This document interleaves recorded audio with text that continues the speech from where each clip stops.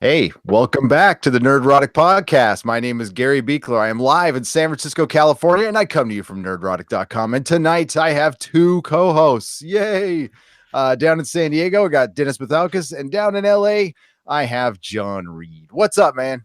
How's it going? ¿Qué pasa? ¿Qué pasa? Hey, so we are here to review and recap the first 6 episodes, 5 or 6, we'll see how far we get, of Jessica Jones season 2, full of spoilers. You have been warned. We are going to spoil the crap out of this. So if you haven't seen it and you don't want it to be spoiled, definitely go watch it and then definitely come back and watch us. So Jessica Jones is back, and it's actually been a while. What is it? 2 years since 2015. Yeah. Ooh, wow, almost 3 years. Yeah, I didn't realize it was that long. Because she popped up in the Defenders, so it seems like, it seems like less, but yeah, it's been a while. It's been a long time. And so many things have changed since then. It's like we live in a different world. So let's get into 3 men, 3 straight men covering Jessica Jones. Yeah. Well, okay, one, I could speak for myself, but no judging or anything. Three straight white guys talking about this show. Yeah. And this is followed by our Sex in the City Gossip Girl, which will be next week. There you go. Hello, everybody in the chat. Oh, Mr. Neely's here. What's up? Apple Crow, Ghost World, Jody, and some people up there, which I can't see. Ooh. Viking Bitch, what's up? So Mr. Neely says he's still sick in the hospital, but wanted to say hi. Man, that's dedication. Thanks. Whoa. For one, that's rad. For 2, are you okay? Are you gonna be okay? Dang, Mr. Neely, get better, man. Yeah, hopefully you get better, man. You're tough. You'll knock the crap out of that. Whatever you got. Hopefully our podcast is healing. And all right, let's dive into this. So yeah, Defenders happened. Do we need to recap? No, it happened. She was in it. It was a thing, and Daredevil is supposedly dead. Following the first season of Jessica Jones, the brilliant first season, I will say,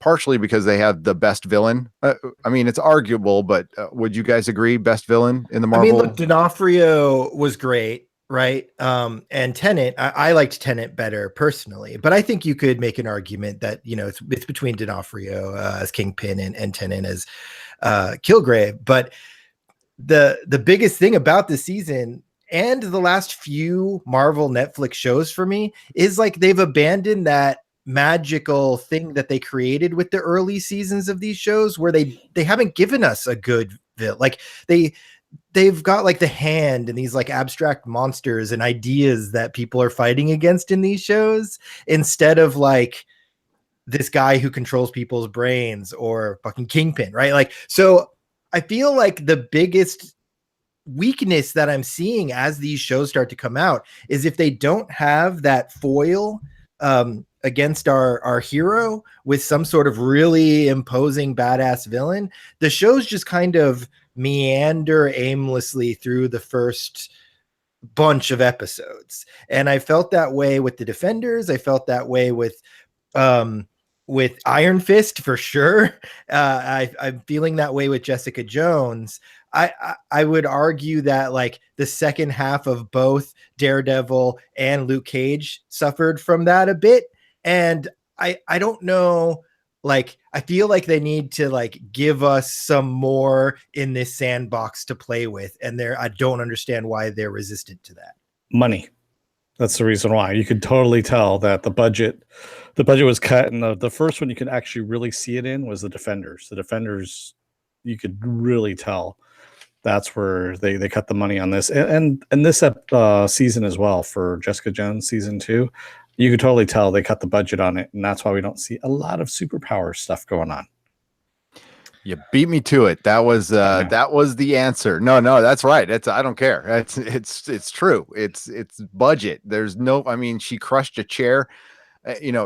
Before we get into the details, like how many superpowers have we seen by just Jessica Jones in the first 5 episodes. Yeah. She crushed a chair, A piano. she punched a Tesla. Mhm. I should have punched him in the Tesla. Yeah. That was my favorite line. Mhm. And She cracked the aquarium, but they didn't show us that. yeah, Um, what are we gonna call her? The killer. Crazy hair murderer Crazy girl. hair murderer girl. That's good. That's good, right? Yeah. Murder. Is it her hair? What Medusa should have been in Yes. humans, basically. Yeah. We didn't get a lot of superpowers in season 1, but the psychological drama of it all was like so compelling. And I get that they're resting on performance on these shows because of these budgetary things. But like again, like Runaways didn't exactly have like I would assume that Runaways and this are on par on budgets, right? They're both Marvel Studios. Runaways is in a smaller market. So like Runaways had more cool superhero stuff than this has had so far. So like I don't know if it's completely budget. I think it has to do with it is budget, right? Like I'm not shooting that down. That is definitely a thing. But I also think that they're getting too conceptual and they're taking themselves too seriously in these shows. And I think that this is actually a fairly easy concept. And I mean, honestly, the storyline's been done before. There wasn't anything complex. It wasn't anything abstract. what is it? What is she fighting? What is she fighting? She's looking into her past. And I mean, I could give it to you, but it's going to be, spoiler. It's abstract. Like she's fighting. There's no villain in these first 5 episodes or 6 episodes of the show. Like there's this murder girl that's something from her past, but it's dealing with like these concepts, right? Like these concepts of like the past coming back to haunt you, of like this lost time, like what happened in this lost time. And like it's not like you have Kilgrave or Kingpin showing up in a menacing way and her trying to figure out how to beat their plan, right? Like it's I don't know. I think it's a way more abstract than just like a no, I think you're just thinking too much into it. It's actually fairly simple and straightforward, and it's just basically her working through the shit that's happened in her past. It's popping back up again. That's all it is. It's like everyone at some point in your life, if you had some bad shit happen in your past, it pops back up and haunts you. And that's what her stuff is really, really bad. That's happened in the past, especially if it's untreated. It doesn't if you treat it, and she hasn't treated. She's been treating it out with alcohol, but we're talking about the first 5-6 episodes here. So I mean, we're just pretend the other ones don't exist, and that's what I'm trying to do. And that's what Jon's trying to do right now too. So I mean, I kind of know what happens a little bit ahead too, but we're not going to get into it. So if you've just watched the first 5 episodes, basically it's more of Jessica PTSD. It's the missing 20 days in her life. She's still, she feels horrible for killing Kilgrave. And they're also kind of a little bit suggested that she's a little freaked out that Daredevil died. She mentions it once, so I wish they would actually have mentioned it more. It had an impact on her when she mentioned that heroes die. But yeah, this one is just character driven.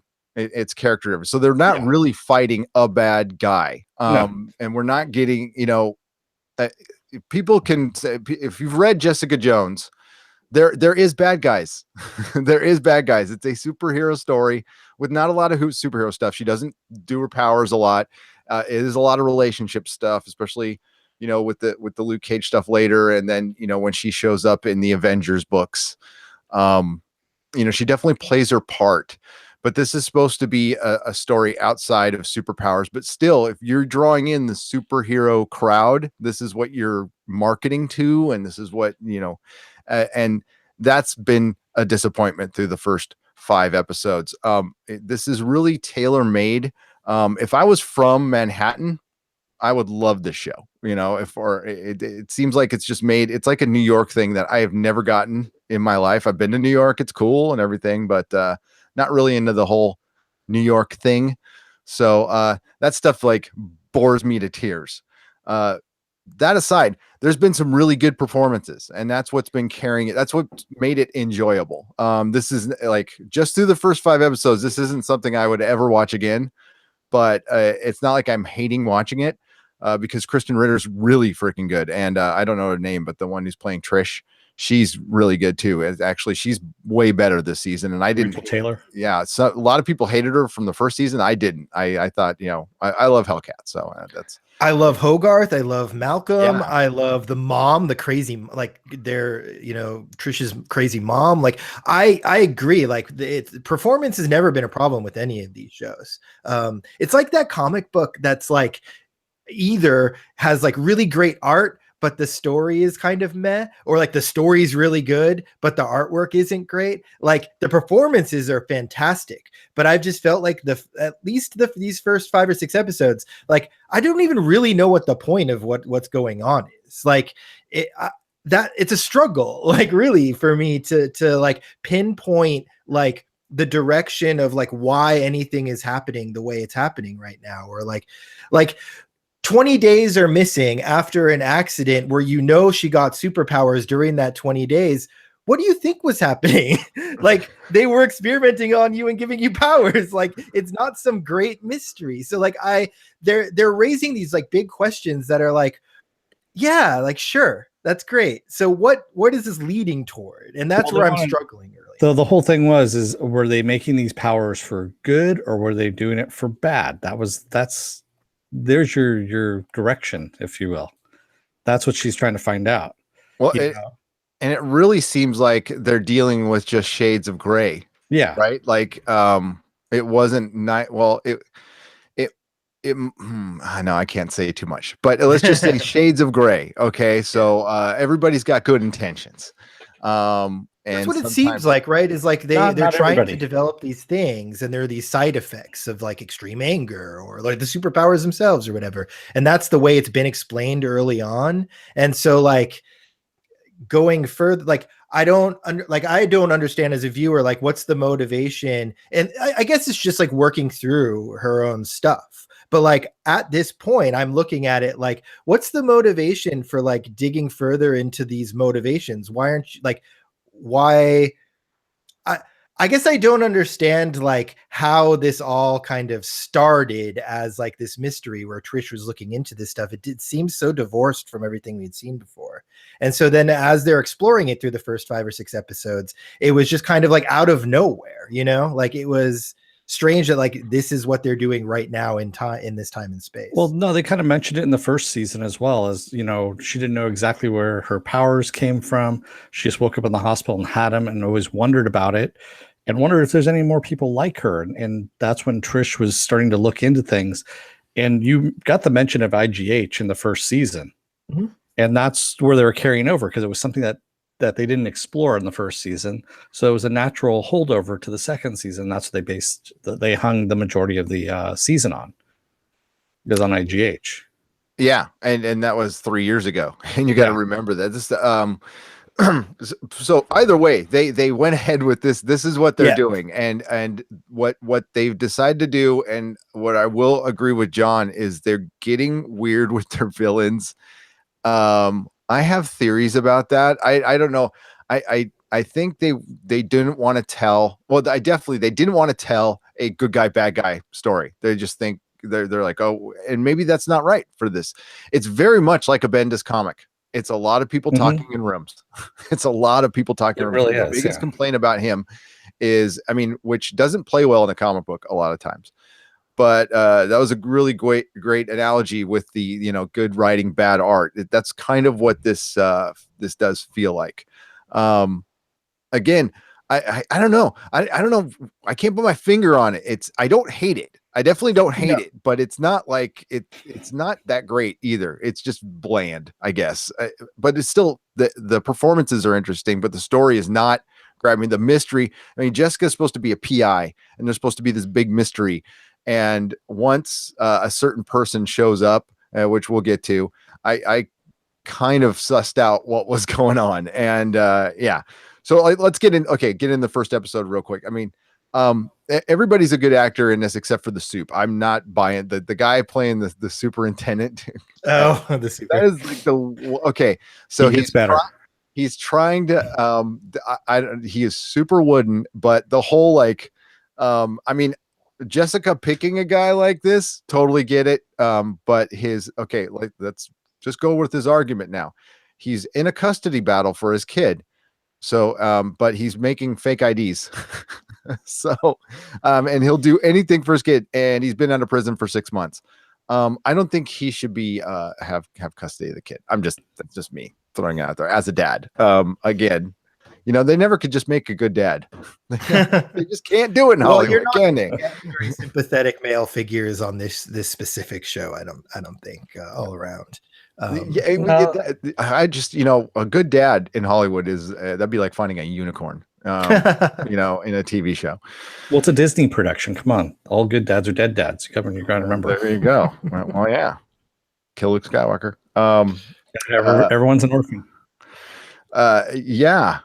So we start out with Jessica Jones in a pizza parlor, and she's on a case, and a woman, and she was following some guy, pizza delivery guy, who was stooping the owner, and they were just boyfriend girlfriend, I believe, right? I don't know. I think they were married. They didn't really get into that. I was gonna say, like, I mean, I hope they were married. If she was just boyfriend girlfriend and got a PI, okay, yeah, the guy, cheating is bad. It sucks, but it's boyfriend girlfriend. Come on, yeah. So she catches him cheating, and then the woman asks Jessica right there and then to kill him right when he walks back. Well, before he does, he's just about, and he walks in, and Jessica's like, she wants me to kill you. And he's like, really? You, a girl? There's a lot of that. Okay. And she crushes the chair. So we got some superpowers there. And he freaks out. And then, she properly freaks out at him. And then we see right away that Jessica is, still working out the whole killing thing. It's almost like, I don't know. I wish they would have dealt with this a little bit in the Defenders. You know what I mean? Because since we've seen her in between, and then this might be what's screwing things up. We've seen her in between season 1 and season 2, and we didn't see a lot of this in the Defenders. Now we could just assume it was in her mind, but that's an assumption. I hate assumptions. I mean, just show us or tell us or something. So maybe that's what's messing it up and feeling like the flow is off. But there we go. Jessica, we're basically following up Jessica from season 2. Forget the Defenders even happened. And it seems like Netflix is trying to. So we've got this right away. We hear about the missing 20 days and Dr. Kozlov. And, Trish is pushing it. Now, Trish is pushing it because her ratings are slumping at her radio station. And she wants to use her friend to get a ratings push. And at least she's honest about it. She's very honest about it. She's like, yep. I want to use the ratings to. And then, we also get this cool little montage of like people, trying to get clients. Jessica, potential clients, and we get to meet the Wizard, which was cool. I like a little shout out to the Golden Age characters with the worst names. And yes, he did have a yellow costume. If you've never heard of the yellow Wizard. And blue, with the big W.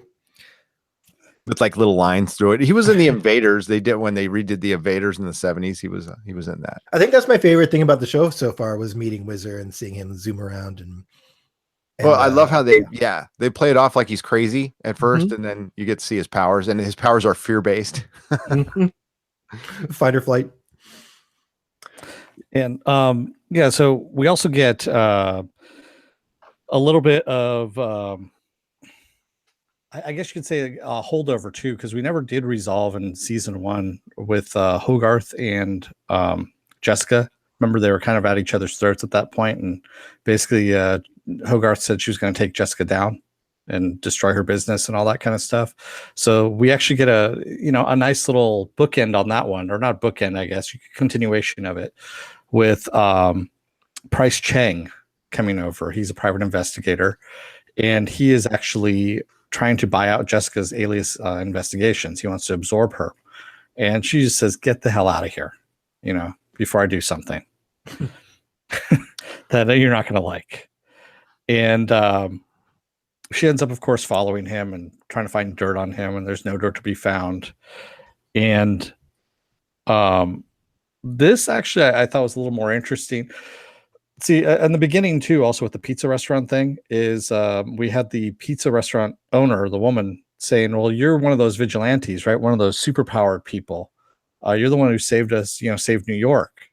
And now we know that she's out there, that she's been kind of outed as a superhero, and she's trying to just go back to being a regular PI. I actually would have liked that to see how she dealt with it the way Trish was, having to deal with this all her life, this fame and fortune.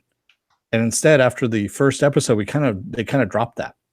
That was the one thing I was That would have disappointed been about. good. That really would have been good. Well, there's always season 3, maybe, maybe. Yeah, no, I like that idea. That would have been great. I thought that's where they're going with it, and then they just kind of dropped it after the first episode. And I was like, well, wait, you kind of brought that up, and then okay, all right, that would have been nice. So yeah, Trish finally comes over and she drops off a box to Jessica, and this is a dick move completely. And she goes, "Oh, you've had this in my storage closet for 17 years." And she goes, "What is it?" "Oh, it's your family's ashes. It's time you deal with it." Yeah. And Jess even calls her out and says, "That's a dick move." And yeah, Trish goes, "Yeah, it is. Yeah, you just need to deal with stuff now." They must be really good friends. Yeah. Well, it looks like it. Because yeah, you don't do that to somebody that you don't know all that well. With that, especially someone who can basically make your face into paste. Yeah, that was brave of Trish, because I'd have knocked her ass out. But that was. But no, instead they just sat down and talked about it. I guess that's how the ladies do it, which is probly way better. They didn't really talk about it. She just said, "Yeah, you need to deal with your shit. Yeah, you're a dick." Oh, Jessica pays her back though. Pretty good. Does. Yeah, she does. Yeah, she does.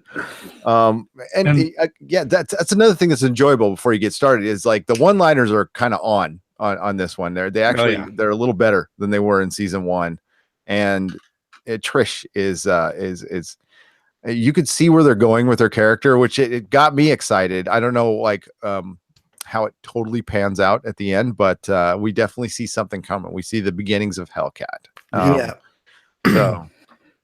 So we end up having Malcolm telling Jess that Chang is starting to steal all their clients.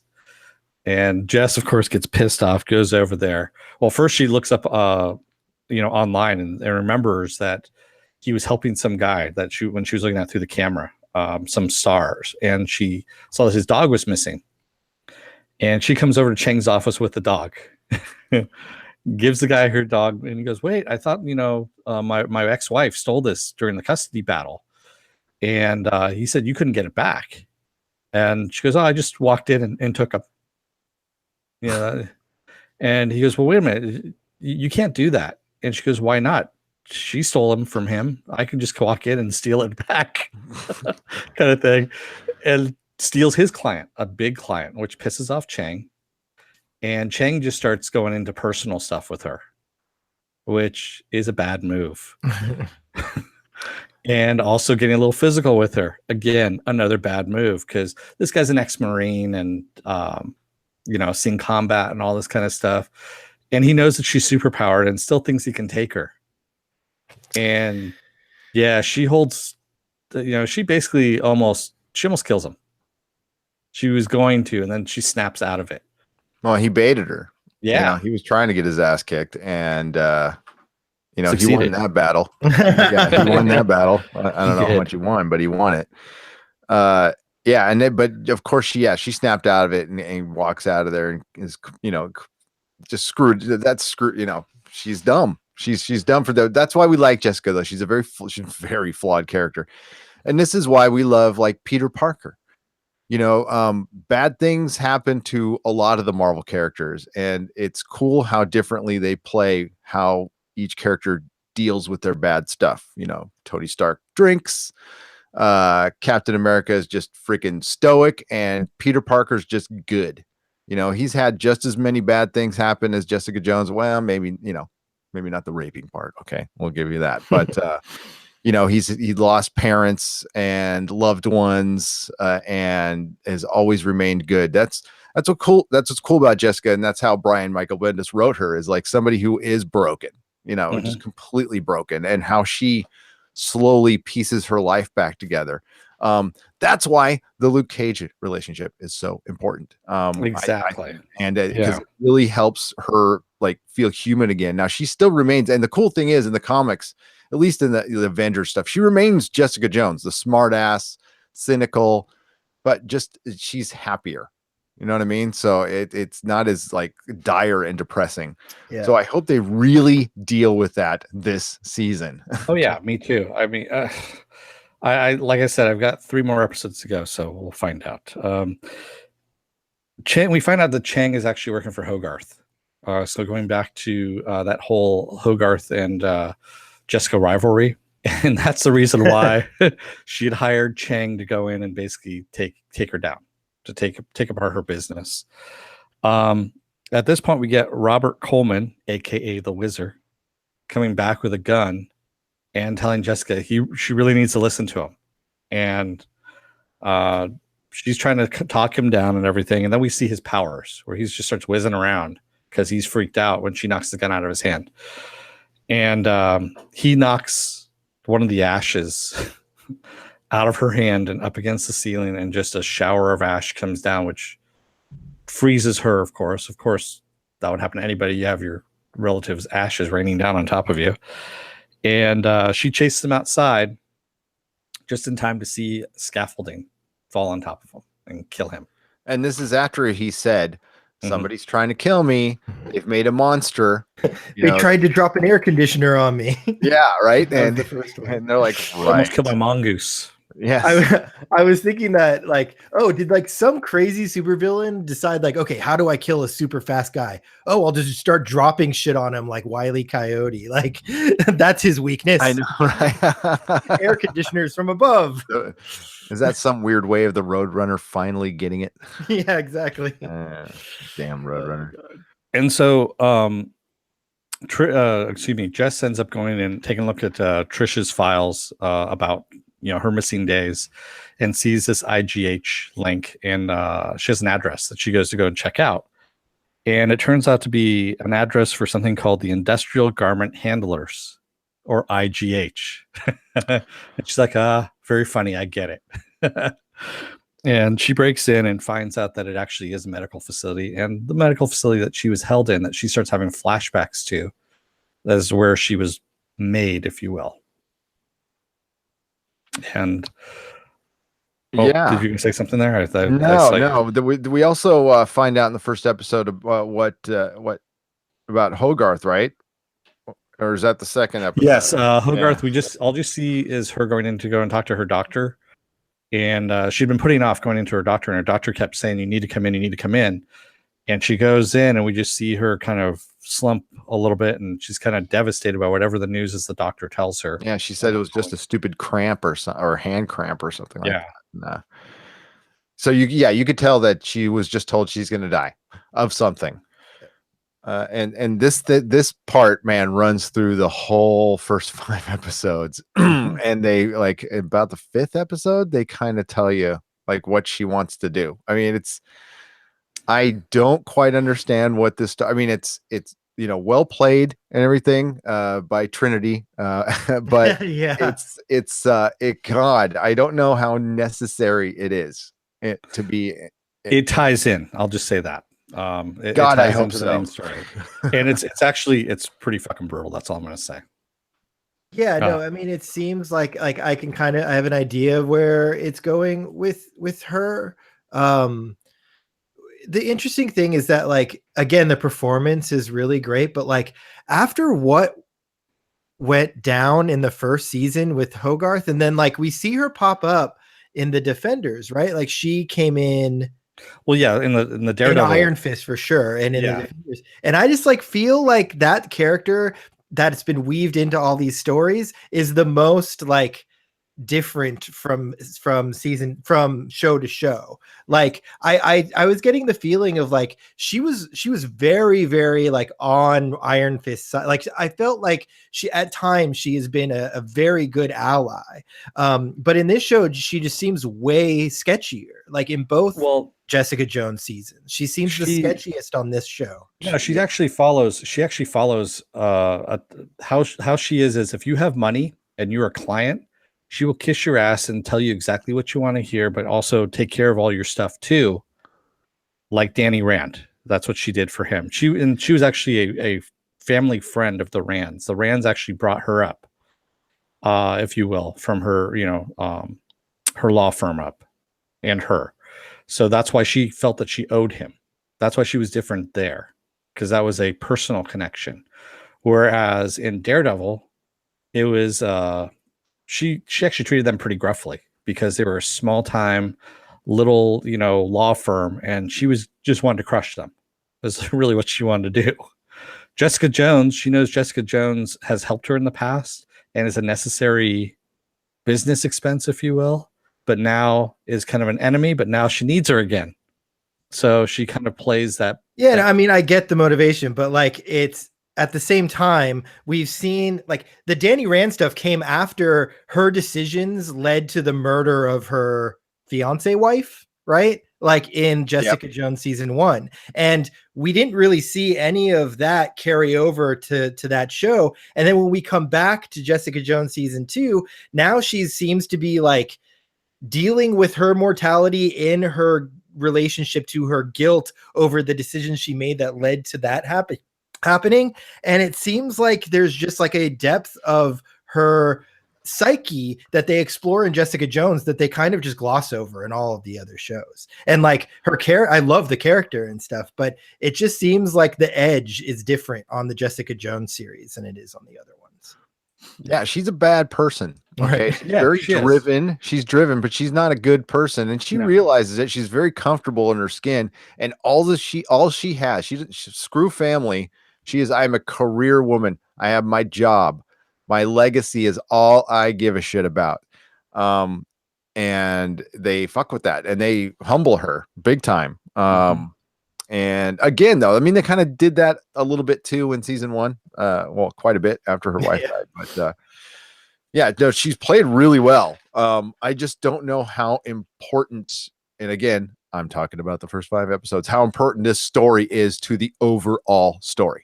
But there could be some hell of a payoff in the end. We'll talk about that tomorrow. But yeah. So that we'll continue on real quick.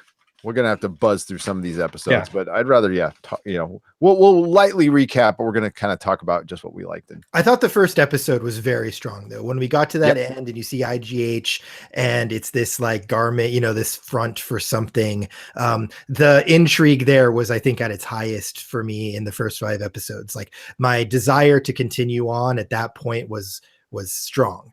So I really I thought the premiere of this season was very, very strong. In fact, the one-liners you guys are talking about, like, I don't know, I felt like the tone of the show was like perfect in that first episode. I really, really liked it. Yeah.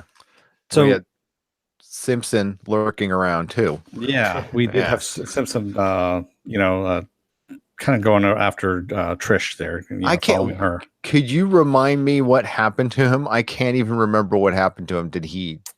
Did we think he was dead? Was there? He disappeared. He took. Remember, he was addicted to the super serum. Yeah, and he said, "I'm going to go and try and find a cure." And that's when he went to go and find this Dr. Kozlov. Yes. We all thought that it was going to turn around and he'd be like one of the heroes at a certain, like he'd come back and be like a hero. And he supposedly went back into the military stuff in order to get this, get a better drug. So that's the reason why, as we see in episode 2, he actually has a military looking kind of inhaler. Yeah, that was a weapons grade inhaler. Yeah. Enhancer. Yes, the enhancer. And so at the beginning of episode 2, we see that Hogarth is dealing with whatever the doctor had told her. And we see Jessica ends up trying to look for Dr. Kozlov and going to his house and crashing his funeral. And she gets told that basically Dr. Kozlov helped a lot of people, and she's being told this by a legless vet.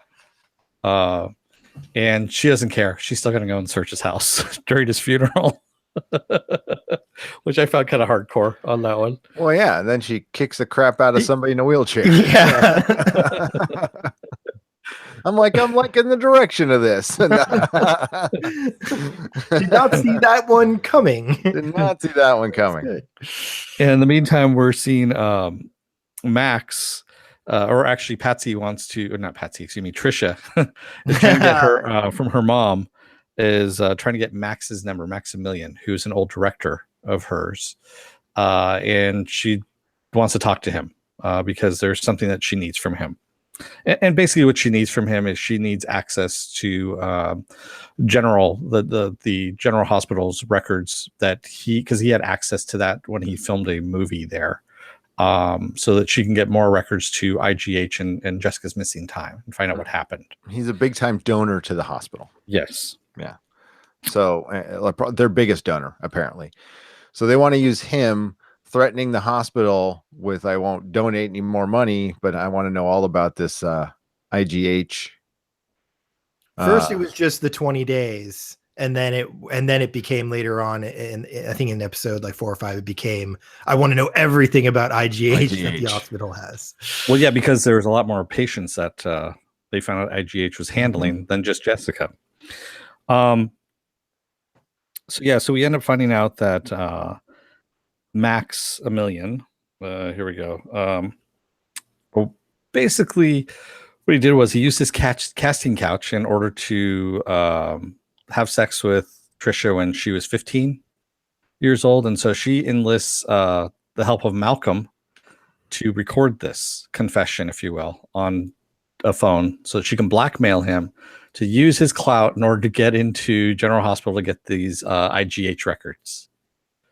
And this, of course, backfires a little bit because Malcolm gets really pissed off, goes after Max, and breaks his nose. Yes. Yes. And then Trish is emulating her new boyfriend, Griffin, who's kind of like a Geraldo Rivera type, just super reporter who's been, and so she wants to be him. Yeah. So she's like, that's what's motivating her to it's really kind of weird. They explain that in the later episodes that she wasn't really in love with him. She was she wanted to be him. Not to be on him, to be him. She was career envy. Yeah, apprenticeship, if you will. Yeah, exactly. So that's why that's what, because like Trish, even she was kind of a go-getter, but this is like insane levels, right? And to the fact where, to the point where she actually ends up staying, even though she knows she's being hunted at this point too, because we find out that Simpson finds her and basically tells her that she's being hunted because of her research into the IGH stuff.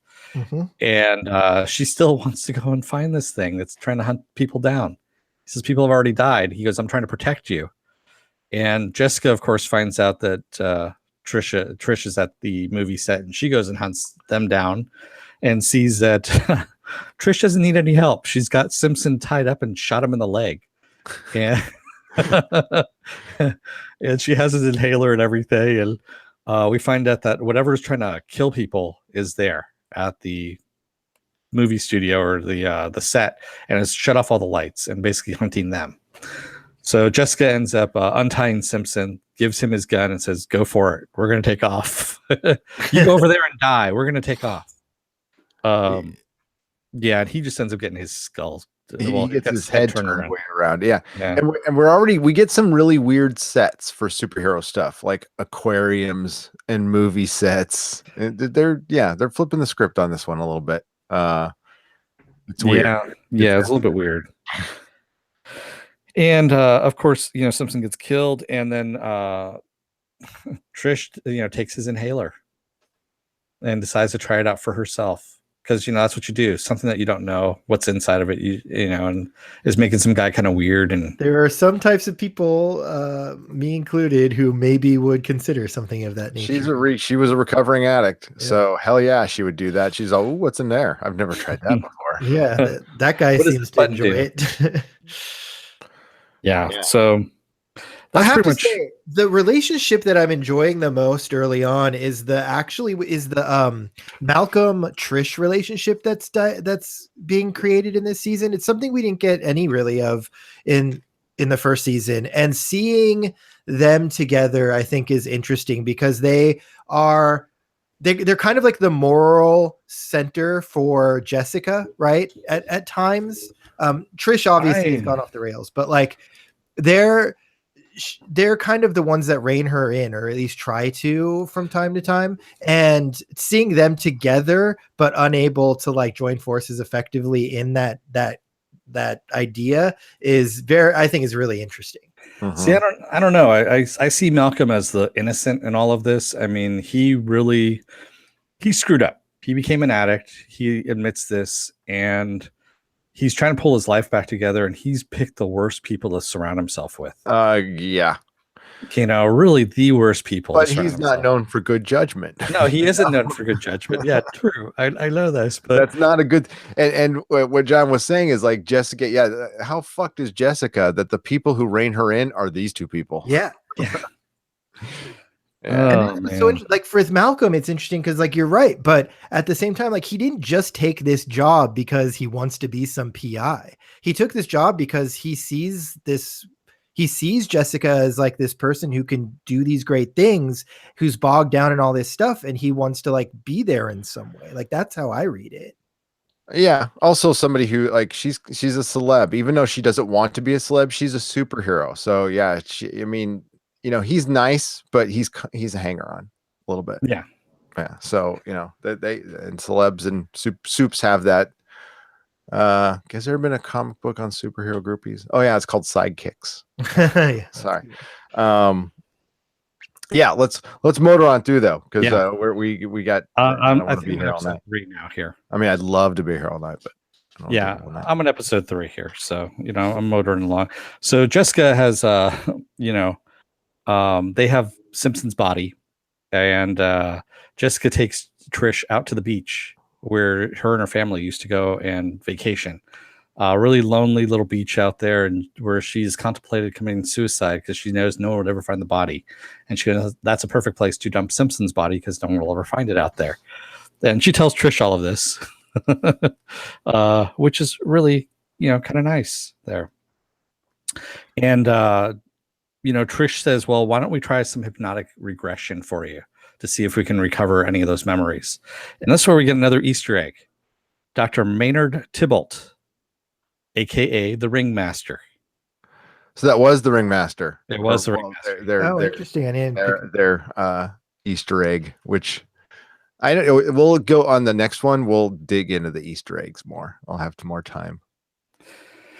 So she isn't able to get a lot out of there, just some little snippets, because he keeps trying to get her to relax, and of course nothing's happening.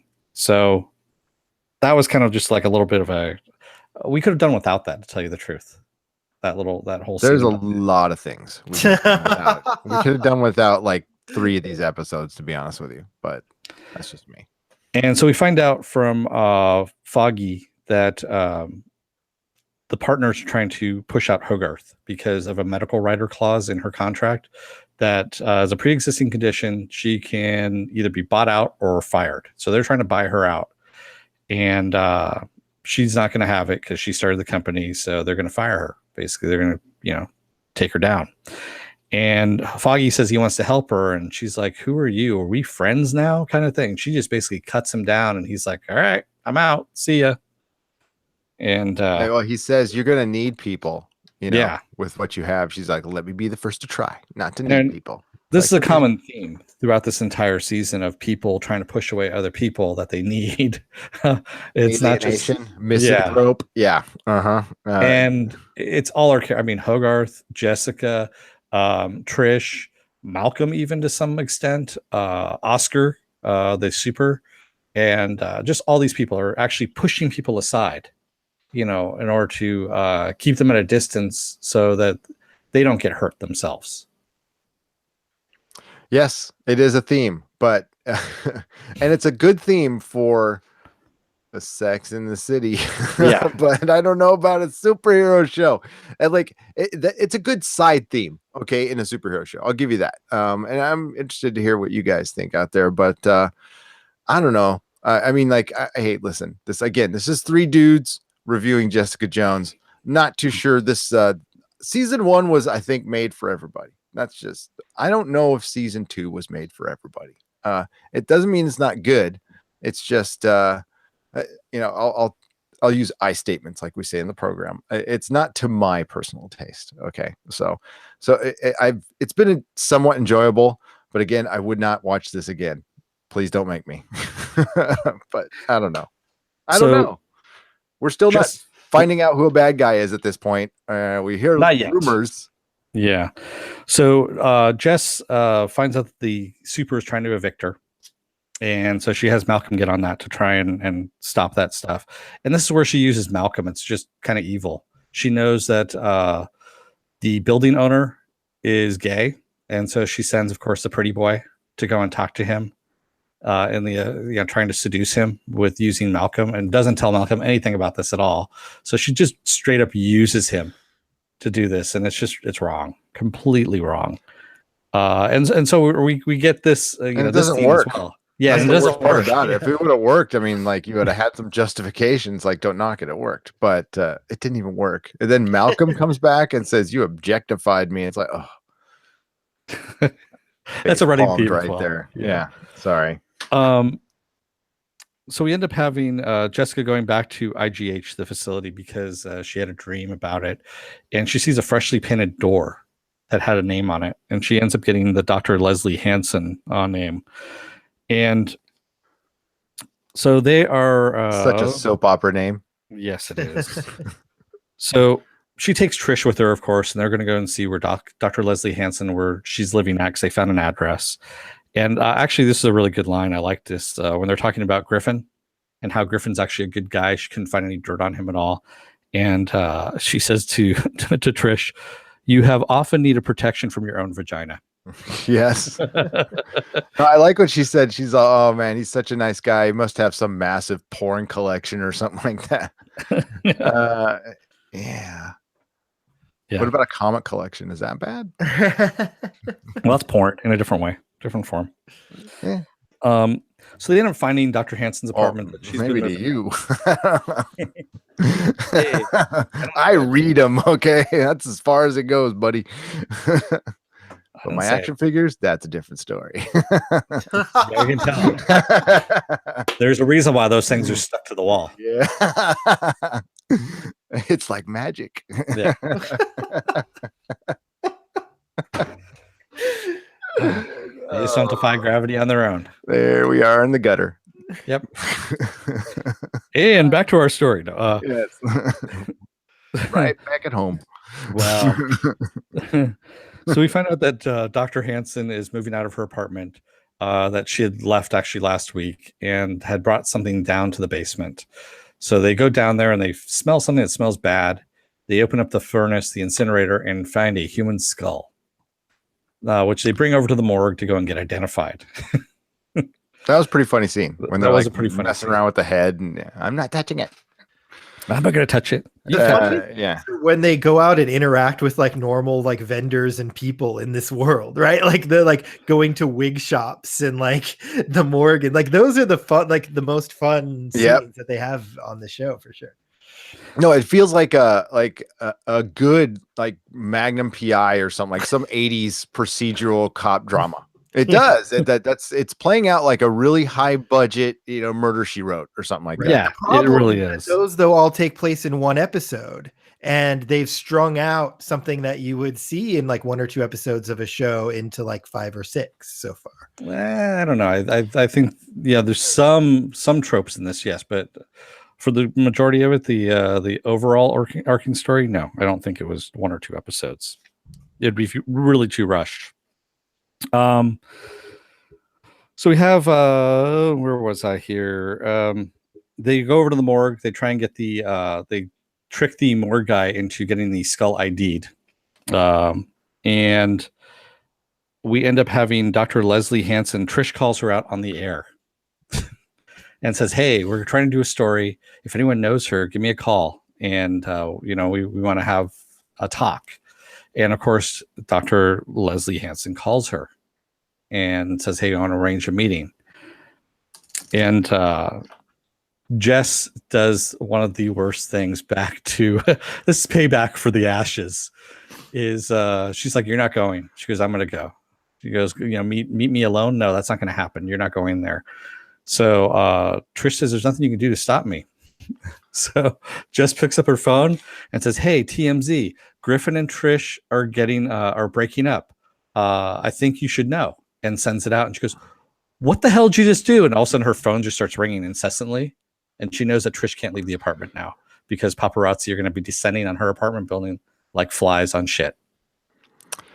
Payback's a bitch. There you go. It's those 5 paparazzi camera guys. I know. Like, they have hired like 3 10. more. Like, couldn't they have just gotten some real paparazzi guys? Exactly. They could have. They probably just grabbed them from across the street. So of course, Jess goes over to the bar to go and meet her and sees this wild-haired woman walk in and starts talking to her and goes, "Dr. Hansen, you're going to answer some questions. And you worked at General Hospital. You funneled patients over to IGH. Let me start there." She goes, "Go from there." And didn't it look like somebody from a David Lynch movie just walked in? Like she looks just like a David Lynch character, Yeah, it was just really weird. Yeah. And of course, we find out that Manny calls up Trish and says the skull ID comes back as Dr. Leslie Hansen. Bum, bum, bum. Exactly. Just in time to see the Dr. Leslie Hansen that's talking to Jess use superpowers and basically start beating the shit out of Jessica in the bar. And well, their conversation was interesting. She said, start telling me what's going on. And she was giving some answers. She's like, "Look, you got a life, you got abilities. You were dead. You were dead. Flatlined on the table. Be grateful." And she kind of has a point. I'm sorry. It sucks about your family. But you're alive. Which Jess doesn't. But and that's what it is. What it comes down to, she just wanted to die with her family, and she kind of still does. She doesn't want to off herself, or maybe can't. I don't know. Yeah, well, they also allude to something else going on here. Like, this is the first time we hear that there are that there are side effects, and the powers were one of the side effects. But they just kind of generally throw out there, like, "Hey, we did this thing. It saved you. We've done this to other people, and there's side effects to all this stuff." Yeah, whether it's madness or anger or whatever. So, the wizard kind of, yeah. The wizard actually, Jess had found his computer and he had recorded a little video. And he even says, "With great power comes great mental illness." Yeah, comes great mental illness. Which I didn't think too much of until we get into later episodes here. Yeah. And like, I honestly, I haven't watched past the half of the 6th episode. So I haven't finished episode 6 yet. But just like from what I'm seeing here, when we see the piano playing, everything we see of anyone who's been given powers through IGH, there is some sort of underlying like psychopathy or anger or something that is maybe driving a lot of the actions we see in Jessica, right? And so I think that's interesting to explore. It is. Brian Smart, thank you so much. He just says, "I can't stay long tonight, but wanted to say congrats on reaching 1,500 subs. Well deserved. You earned it. Thank you, Mr. Thank you very much." I love it. Okay, it just made me so happy when we hit it, and I don't know, watching this thing grow. I mean, we're not the biggest station in the world, but I'm really happy with where we're at, because if we got too big, then we wouldn't be able to see the chat. And that's my favorite thing. So, no, thank you. Thank you for everybody for supporting us. Thank you, Brian Smart, for the $5 super chat. You guys are wonderful as always. Way better Thank than you. us. And I'm going to take a little break here and just mention the super chat too, and say since we do have over 1,000 subscribers, we do have a little super chat down there. It looks like a little dollar sign. If you so feel the need, you can tip us. You can also take a look at our Patreon as well, and we have $1, $5, and $15 tiers on that, and they come with different things. The $1 is just a gratitude. $5 comes a little something, and also the $15 comes a little something as well. And we shout out your name too. Yeah, we're gonna we're gonna do a shout outs at the end of the podcast with everybody who's a patron, and we'll go over the tiers a little bit. What I do want to mention to the show is I can't remember when I have to. No, I don't want to go back and watch. But it was a little later in the 4th episode, but I think it was earlier in that we start seeing purple lights in the background. So certain scenes, be it flashback or actually in real time, you'll see a purple light shining up on a wall, and then like we also see purple paint. Yeah, Sexy paint. Sexy purple paint. Yes, so they're definitely alluding to Kilgrave in some way or another. I don't know what end. Yes, but it's also it is with scenes with Jessica. Every time it's with Jessica. It's not without her. She has got it. She is in every scene she is in. There's like these little, you got to watch for these little purple things coming on. Oh, and the Foggy cameo. I think we kind of glossed it, but it was fun to see. It was great to see Foggy. Yeah. It just made me, I cannot wait for Daredevil season 3. Yeah. Oh my God. And you know what? That's probably, maybe I'm watching these shows for Daredevil cameos. I mean, I don't know. No, Gary, there's been a shift in the way these shows are paced, like huge shift in the way the shows are paced. And I think it was a weakness of the last 3 that they've released, in that they're slowing the story down to give these performances space, which is a smart thing to do. But the downside to that is the sandbox feels like it's shrinking for each series. It feels less connected instead of more connected. And it seems like it's just getting a little bit like very self-serious and slow. And I think that Daredevil season 3, the reason I'm hoping for it, and again, I haven't seen Punisher, so that might be an exception here, because you guys both seem to love Punisher, and maybe like it seems like there's a lot of action and fast movement in that show. So maybe I'm mistaken. I'm just doing Iron Fist Defenders in this 2nd season of Jessica Jones. But I think that the reason I love the Daredevil stuff is because the sandbox feels big, the characters are interesting, and the show seems to move faster. And that's kind of what I'm hoping for that. The quality of Daredevil is 100 times over everything else they've done. So Daredevil gets more money. I know it does, because it's the costume superhero. So it gets more money. It has better talent behind it. I mean, no offense to the people who worked on it, but Melissa Rosenberg is no Steven DeKnight. Okay, sorry, sorry, it's just not happening. Mm-hmm. He is like top tier, and Drew Goddard, did some work on it too. He is top tier. Mm-hmm. If he wasn't so goddamn difficult to work with, he'd be probably the top talent in Hollywood right now. He's that good. He's a crazy man. So yeah, that you're right. And the budget's shrinking, and I think they should just lessen the episodes to 8 or 10. I'm fine with that. I don't need 13. I don't. It almost feels like when the government when they get a budget, right? Okay, and they have to spend all of that budget that year, so they get at least the same budget next year. Because if they spend anything less, then that's going to lower their budget for the next year. Mm-hmm. It feels like that's why they do these 13 episodes. I think that's a thing. I think that's a thing. And I also think that I just wish we could get this middle ground in between CW stuff, which like throws a bunch of shit at you every single episode and just goes like at this frenetic pace because it has all this cool stuff to play with in the sandbox. And so it's just like bam, bam, bam, bam, bam, bam, bam. But like nothing is resonant. It's all just kind of bubblegum.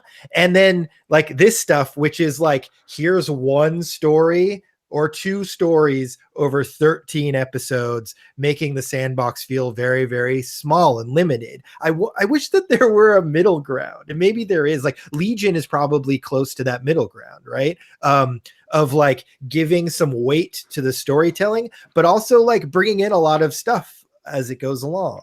So I wish I felt like Daredevil was on that path to that. And I think that's a good one for that sort of thing.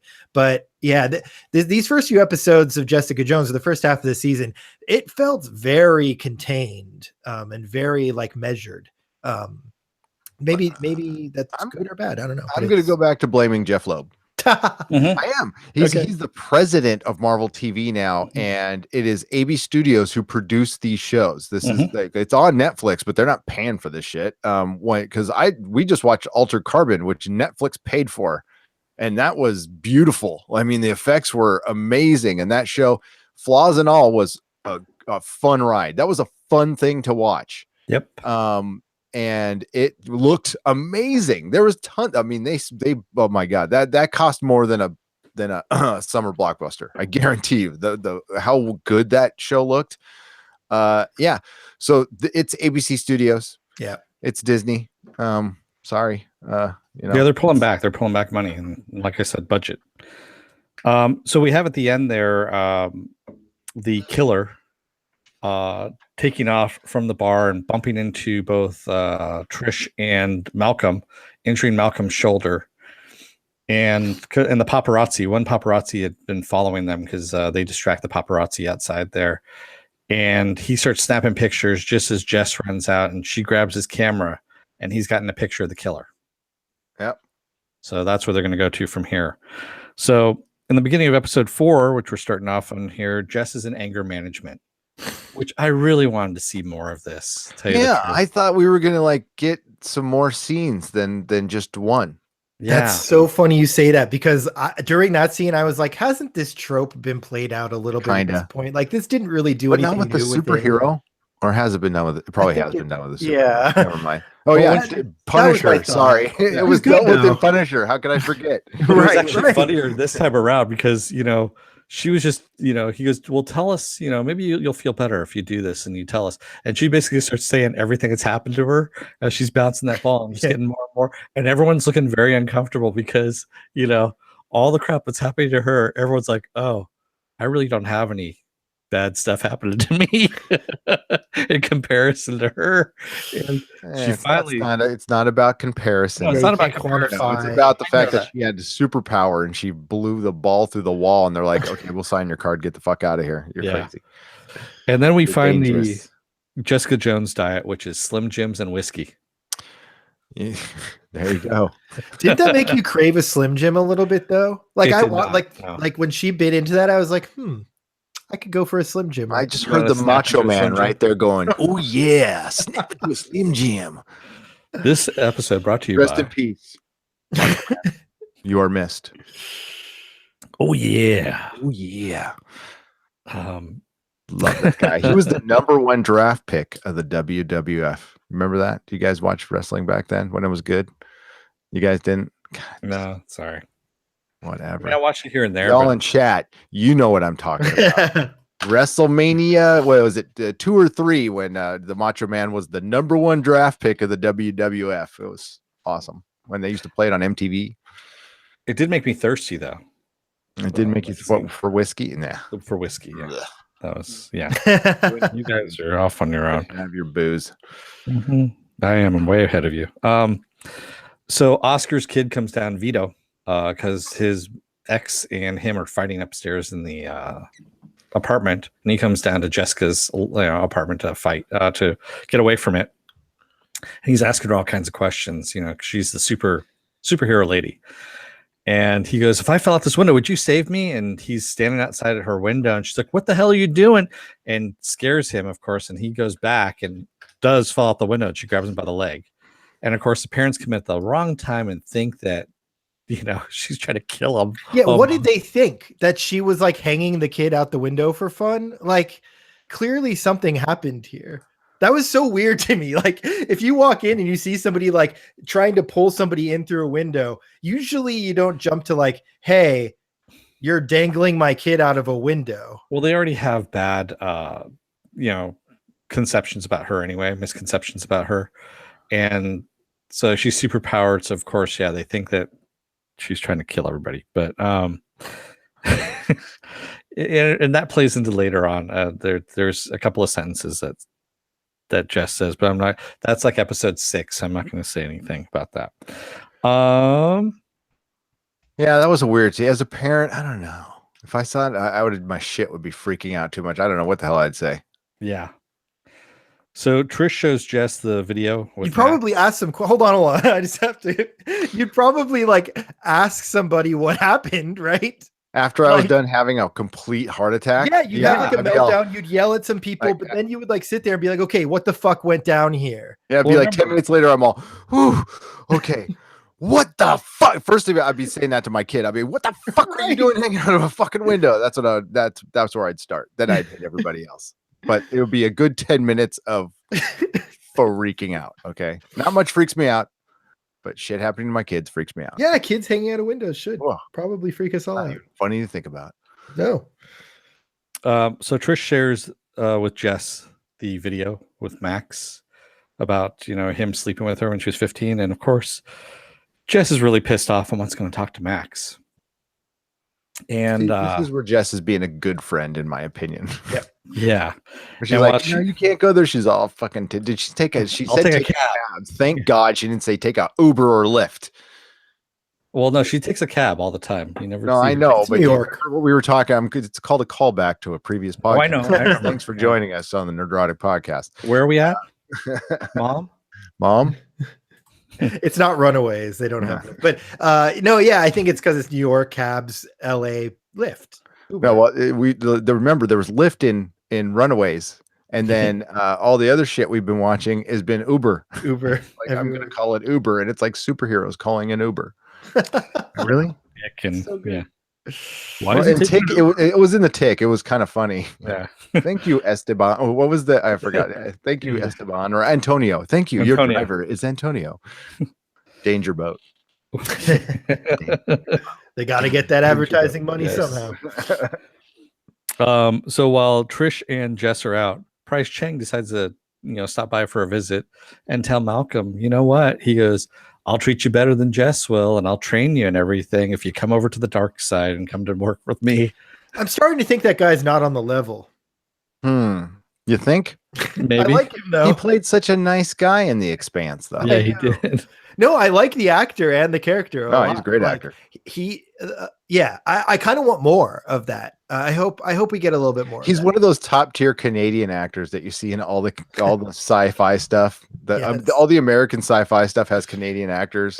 As a matter of fact, a big one comes up pretty soon. I don't know if you recognized him. I did. From BSG. Come on, guys. Wait, who is it? Leo Bin from That's right. number 2. Come on. Jeez. Sorry. I'm going to make you all rewatch it now. I was trying to figure out. I was trying to think of all the people that, you got to remember, man, I've been watching this show all day for the most part. So, do I got to remember? Yeah, you got to take a drink, everybody.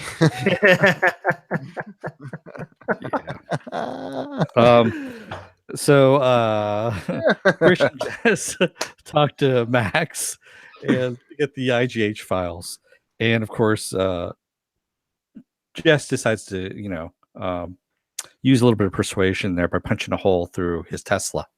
And as she says to Trish, she says, I should have punched him in the Tesla earlier. I know. I am going to say this. I can't. I'm going to say that a lot at the place I go somewhere. The place you go. Shut up, Gary. Go on. She said, I should have punched him in the Tesla years ago. I actually wrote it down. There we go. And I thought this when I get my Tesla, I'd be super pissed if somebody punched a hole in it. Like that would be terrible. Well, just don't sleep with some underage kids and you'll be fine. Yeah, I tend to not do those sorts of things. Well, that was the best place to punch a Tesla, to be honest with you. It's in the frunk. So in the frunk. They call it a frunk. Yes. That's awesome. Yes. Okay. That frunk hood does cost, a couple G unpainted. Who would have frunk it? Who would have frunk it? Oh, okay. Let's move on. Can you mute him now? Thanks. So Griffin, we see Griffin and Trish at home, and Trish ends up going and take a shower. And Griffin is talking to someone on the phone very surreptitiously, saying that Trish doesn't know anything, and that basically he's looking very clandestine about whatever the hell he's doing. In the meantime, Oscar has come over and he wants to apologize to Jess because he realizes that she saved Vito's life. Yeah, that was quick. Like, hey, I hate you. You're evicted. You're the worst. Blah, blah, blah. Oh, my kid said you're cool. So here's a bottle. Let's fuck. Like, it was so fast the way that turned around. Well, actually, I like the way it happened because the edit was good. She starts kissing him and like starts unbuckling his pants. Like, whoa, whoa, whoa, whoa. He goes, what are you doing? I loved before that when he comes in and they're like, says no guy ever. Yeah. What? Sorry. Especially a guy who's just been in prison, who just got a prison sentence. Yeah, what? That was the one thing I was thinking of too. I was just like, a woman definitely wrote this episode. I loved the editing. It goes up with the bottle, and then it cuts to Trish in bed with her dude, and you're supposed to think that it's like I immediately was like, oh, that happened quick, but then it cuts back to them like just chatting on the couch about things. I thought the editing there was particular. I was thinking he just finished before she unbuckled the belt. You know, he was in prison. Yeah, he's like, whoa, I can't do this right now. That's why he said, okay, now it all makes sense. Okay. Sorry.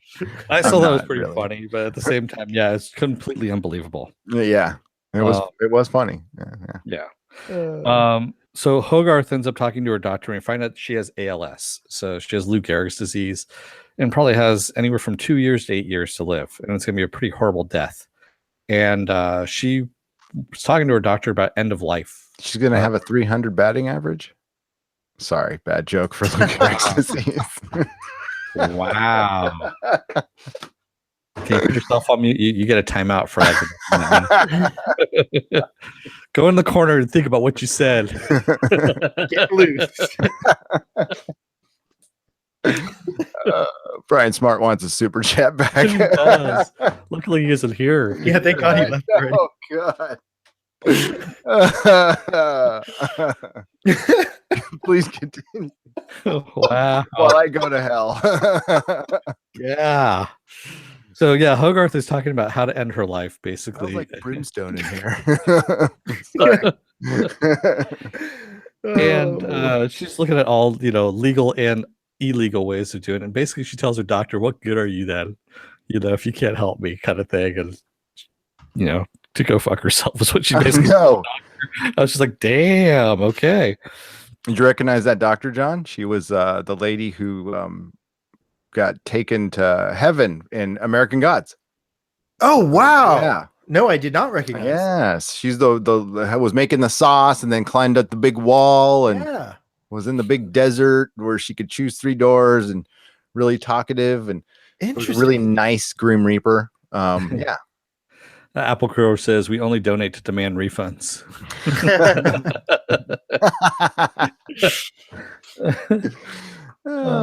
Yeah. Yeah. No Diablo. Okay. Where else can you be entertained like this for like $1.99? Actually, a lot of places on iTunes probably, but whatever. So Jess and Trish end up tracking down another name to a homeless encampment. Yeah. Let's stop joking around, guys. We need to talk about I'm just trying to get through the episodes, man. Come on. Like we need to talk. Let's talk about how serious homelessness is. Yes.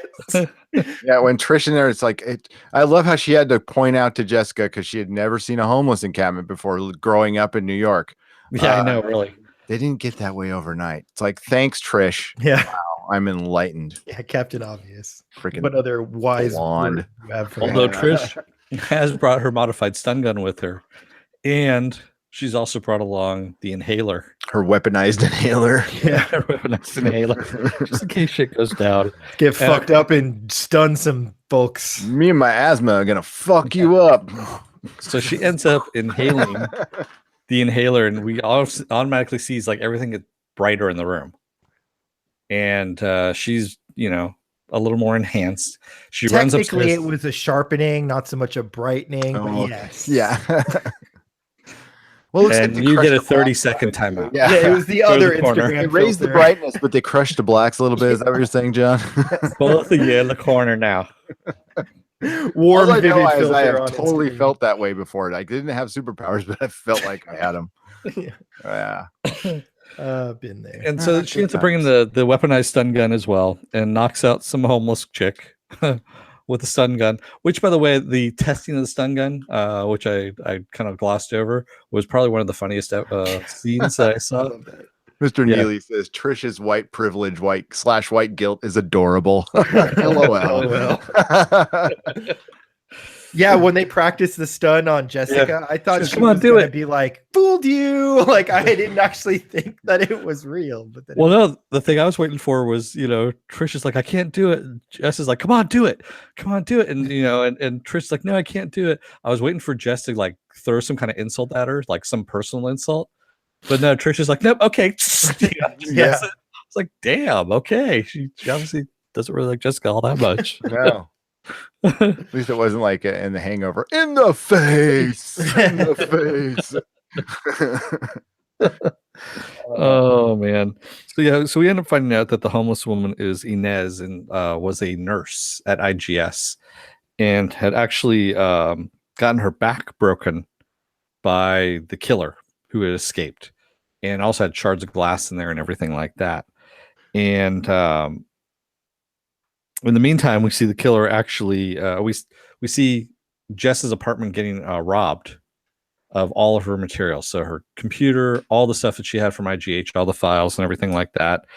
And we see a guy who works for Chang, Nick, calling Chang and telling him that he's gotten everything and that he wants more money and all that kind of stuff as well. Want to hear a funny story? I know a guy named Nick Chang. I do. He was a customer at the comic store. Well, sorry, continue. Price Chang was the Nick was his calling friend Price Nick, Chang. yeah, and he was calling Chang, and I'm like, I know a guy named Nick Chang. Yeah, I know Nick Chang. Did I leave the gas on? I'm sorry. Continue. I had such a good feeling about Chang too. I mean, geez, this was not cool. Well, we see the killer jump down, basically jump into the truck, and Nick is dead. He gets ripped apart. Poor Nick. And just in time for Jess to get home and be framed for the murder. Dun, dun, dun. And of course, we have Trish hopped up on the enhanced inhaler, ready to fight the cops. And the cops, say, knock her down too. And they're going to actually arrest her. And she's like, no, I'm good. I'm not going to say anything. I love it. Like, yeah, Trish stunned the homeless chick. She like was ready to fight the cops. She was driving home like she was being chased. I'm like, I like this version of Trish. Yeah. And that's how we end episode 4. Yes. And how they bring action to the whole thing. It's Finally. like, oh, she's just doing random stuff, but we'll make it like super amped up because it's a superhero show. Right? Yes. We'll tease superheroes for, 5 episodes so far. I can't speak for the rest, but we'll put purple backlighting in. Ooh. Yeah. Man, that'll get the internet a buzz. A buzz. You see that wall that was purple? That means something. Gotta mean something. Let's make 5 videos about it today. Langley Neely asks, why did they arrest her when Jess has an alibi? Because it was happening in front of her apartment, and like she was saying, it was really sloppy. It was a sloppy frame, and the cops were just looking for anybody that had superpowers, and Jess fit the bill. So that was a pretty flimsy arrest, though. It was a really think flimsy about arrest. Yeah. And so we see actually the killer burning all the files because she had taken the files in the computer and her bloody clothes. And actually at this point with her hair the way it was and how she kind of like would freak out and stuff like that, I was thinking that she was Typhoid Mary for a second. Huh. That would have been real. I wonder if this is kind of a weird spin on it. Now that I think about it, I don't know. What do you think in the chat? Do you think that's Typhoid? Or do you think it's Netflix's version of Typhoid Mary? For those who haven't actually been, I don't know. If you've read a Daredevil comic, yeah, it's definitely, yeah. I think this is like, it's not exact at all, but I definitely, man, I did not think of that. That is cool. You're right. Mm-hmm. A little bit Typhoid Mary there for sure. Yeah, Neely says nope, straight up. I think this is the closest we'll get. Yeah, that is the closest we're going to get. I mean, I would love to see Typhoid Mary in Like the a Daredevil proper one? series. Hell yeah. Yeah, I don't think we're ever going to see it, but hey, No. unfortunately. So we end up. That's still considered a deep cut by many. Yeah, I don't, but yeah. there's storylines with Typhoid Mary and later, Daredevil stories that they could actually do. Yeah, And Runaway, she could show up in Runaways. The no one time watches Yeah. that though. She could. Yeah, I don't know whether her rights are. It depends on where she first appeared, but I think it was a Daredevil, so I think they're fine. Interesting. Yeah. So we end up seeing Trish vomiting in the toilet, and she slept for 26 hours, and her mom's taking care of her. Basically saying you gotta get ready because you have an interview with the cable news ZCN, who her boyfriend Griffin works for, who earlier he had actually said, "Hey, I can pull some strings and get you, into interview with these guys." She goes, "No, I want to do it on my own merit. I don't want any handouts, anything like that." And of course, he says, "That's why I love you." Yes. And Great. yeah, and Jess ends up talking to Malcolm. And tells him to go investigate what Inez knows about the IGH. She says it's over the prison phone. And he's supposed to question Inez about all this stuff. So then we see the superpowered killer playing the piano. And she's playing Ain't We Got Fun? Kind of badly on the piano. She's practicing. Interesting. I couldn't even tell. I thought it was like a Christmas song at first. It said it on the sheet music that she was playing. And also the song, but so the neighbor comes by with a little baby and says, "Hey, the baby, he's been teething all night, he's been crying, but as soon as he heard your music, he stopped crying. Do you mind if we stop in for a little bit?" And she's like, "Okay." She lets her in, and she starts playing again, and she kind of misses a step here, and they laugh, and she starts playing again, and the baby starts crying, and she just starts kind of banging on the piano and getting more and more agitated, and the woman's like, "Okay, we're gonna leave," and she just like hauls ass out, and we see the killer just like destroy this piano, just completely take it out. So that was another reason why I was kind of getting that whole Typhoid Mary thing, where she was kind of almost having split personalities there. So that's like I said, it's like shades of it. It's not a literal version of the kind of like the Ringmaster was just a hypnotist. So there's tons of light Easter eggs in here. If it was written by the writer of the X-Files last week, she would have killed the baby. Yeah, she would have shot it in the head just for everyone to see. Yeah.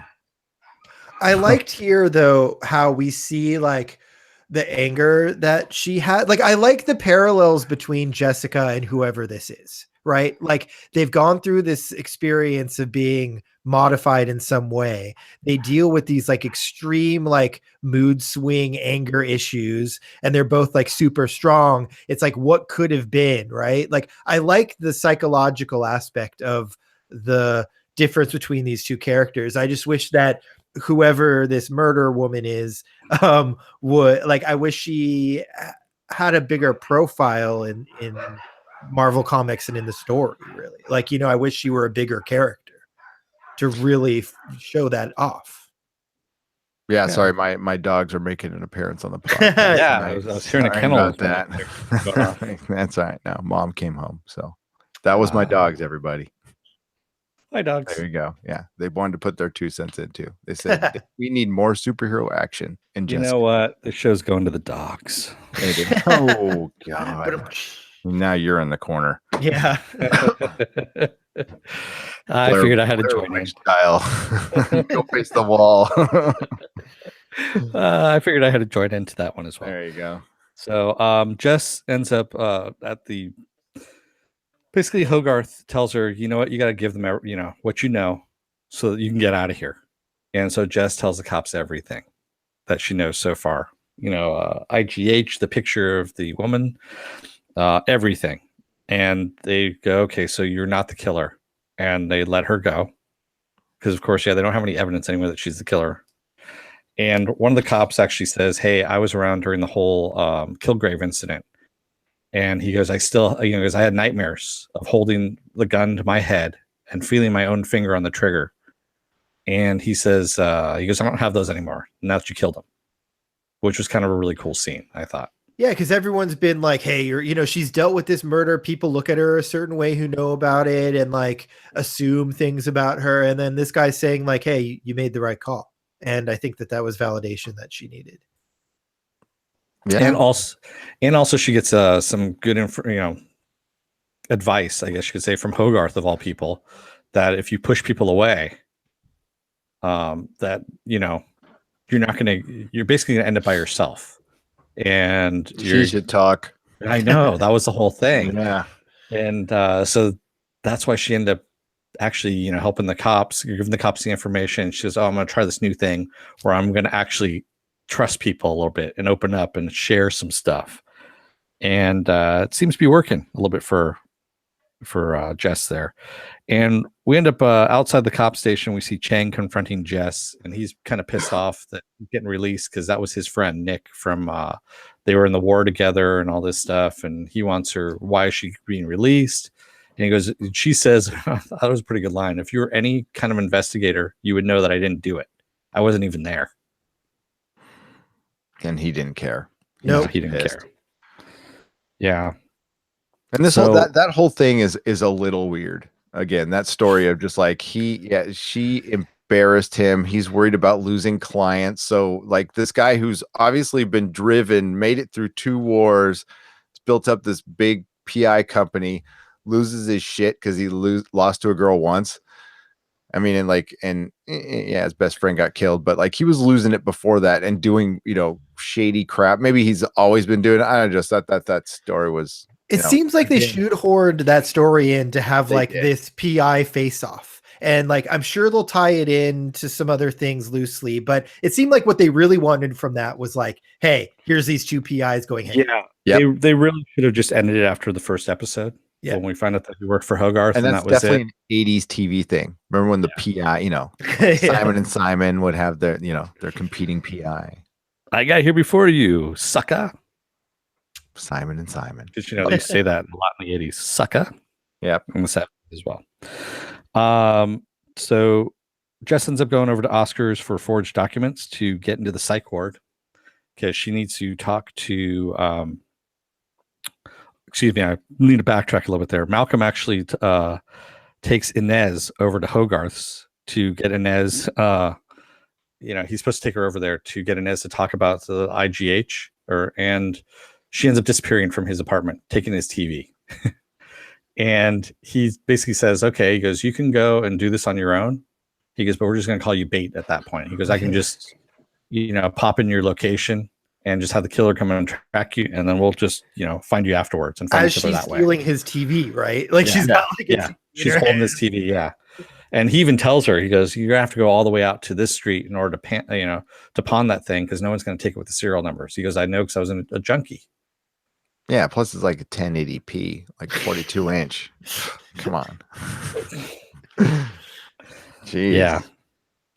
And so that's when Jess goes over to Oscar's to forge documents because they get information that one of the nurses that was killed when Inez got her back broken was found in the apartment of the ex-janitor of IGH who had the mind of like a 10-year-old. And so he's in a mental health facility. He's the only one who knows what the killer looks like other than Inez and what she might have been on and who the doctor might have been as well in that area because Inez had only worked there for a couple of days before she got her back broken. Talk about sucky, karma on that one. Yeah. So yeah, so they end up going in. She talks to David. She gets her way in and she talks to David Kowecki, who the guy basically says he was prompted to say that he killed her, and yeah, he's got the mind like of a 10-year-old. 10-year-old, yeah. And she finds out that he was actually friends with Dr. Carl Mollis. Dr. Carl, yeah, Dr. Carl, who liked octopuses, and he used to go to the aquarium. Octopuses, and he likes them because of the DNA. Yes, the DNA is like no other DNA found on Earth. And he used to go to the aquarium all the time, and he took Carl. He would take David with him once in a while to go and have lunch and watch the octopi in the aquarium. So she ends up getting him to draw a picture of Dr. Carl. And that's when Jess goes to the aquarium to see if she can spot him, and goes and goes and goes for days, and finally spots him with the killer. Yep. Da, da, da. Dun, dun, dun, and it's Leoben from BSG. Yes. Yeah. And of course, he recognizes her.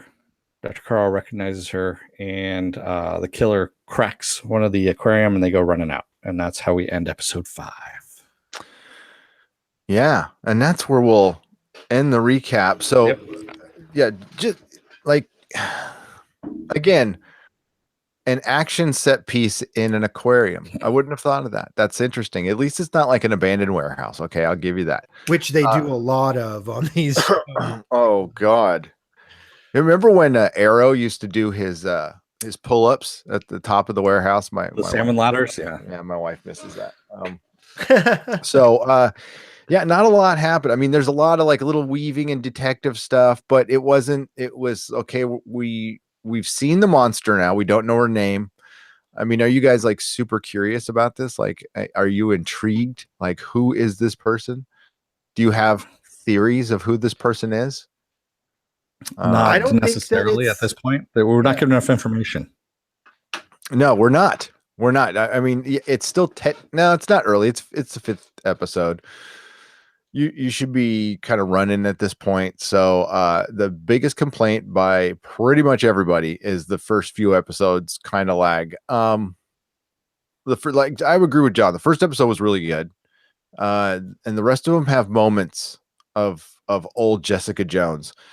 But there's definitely something missing from all, even if you go back and rewatch the Punisher is great like on its own. It doesn't like reference any of the other Netflix shows very much. So it's like its own tight little story on a budget. You can tell the Punisher's on a budget. It was still really good, but that was the Punisher held back. So yeah, it seems like they've slashed their budget from this stuff out because I think they're just writing it out until Disney takes it back. Yeah. I don't know what the terms are. I'm sure if they keep making stuff, they can keep it, but that stuff costs a lot of money, and they're doing a lot of other shows right now. And yeah, I don't know. I'm sure Disney ties their hands on so much stuff. I don't know if it's even worth working with them, but and it depends on how many people. It really seems like I try to judge things on YouTube. Okay, I go to other channels to see them talking about Jessica Jones and seeing how their videos perform, and all of them across the board are performing lower than the average. So that tells me there's not a ton of interest in this show. So for whatever reason, I don't think I think you can blame the Defenders pretty much for that. Yeah. Punisher came out between them. That Punisher is a different show. So Yeah, and Punisher's not tied into these shows, so yeah, it's its own different animal. and it's a dude fest. And Punisher's a dude fest. I'm wondering once Agents of Shield gets canceled, and believe me, it will. If they're going to have more money in order to pump into these, if they're actually going to take that money that they used on Agents of Shield and pump it into the Netflix shows a little bit. I don't think it works like that. I I don't know. think. Yeah, I think that because that money is ABC proper money. Now this is ABC Studios, but yeah, I think just it works differently than that. I don't know. Daredevil. When we see Daredevil season 3, then we'll be able to know. We'll know if it's cut back because they usually give Daredevil twice the budget that they give any other Netflix show. So yeah. Langley, by the way, Luke Cage is in June, not April. and that's going to be Luke Cage and Iron Fist too, right? Isn't Iron Fist going to be? I don't know That's for what I sure. heard. I hope so. Yeah. I'm not super excited about I don't know. I'm having issues with. So here's the thing. I think that these are high quality Yes, TV it did. shows. Sorry. Go ahead. No, and I really enjoy them on like a certain level, but they're not fun anymore. Like I haven't had fun with these shows in a while, and I hope that they're able to bring some fun back. And like I thought Jessica Jones was that place they could do that because like she's the quippy one of the Defenders, right? Like She's the darkest. She's the darkest out of all of them. Dark, but there was always a layer of like her role in the Defenders was to be the existential comedy of it, right? The like, Yep. you know what I mean? Like there was always a layer of sarcasm to like the like wall she puts up to the world, and that brought like a sense of fun into the darkness, and I always thought that that was interesting. And so there were psychological elements, but her facade was always one that she used sarcasm and humor in a way to deflect people around her, and that in dialogue brought like a sense of fun to the show that wasn't like thematic, but it was like spoken. And that's what I wanted. I want more of from this. Like delving into the darkness is fine, but also inject some fun into it, because I think there needs to be some fun there. This is gonna sound bad, but the Kilgrave stuff, as sick as it was, there was like it was kind of fun to watch a bad guy being played so well. Yeah. All right. Not the things he was doing, but the performance. Yeah, it was a bad guy who didn't know. We've talked about this before. A bad guy who didn't know he was a bad guy And just didn't care. It was didn't care. Yeah, but it's at this point, let's just say it. They're missing David Tennant at this point, like Yeah. big time. well, they're missing a good villain. Yeah. That is what they. Which was David Tennant. They got a villain. It's just not good. And I really question killing him. Like I questioned it at the time, and I question it now. It's like, why would you kill David Tennant? Like, kill him later. Why do you think Batman would just kill the Joker the first time? They did. We wouldn't have 50 or 500. Not you're talking about the movie? Yeah, Burton. And then I'm Burton's talking about I'm talking about the comics. And Okay, I'm case not talking in about the point. movie where it actually happened, Dennis. But thank you again for playing.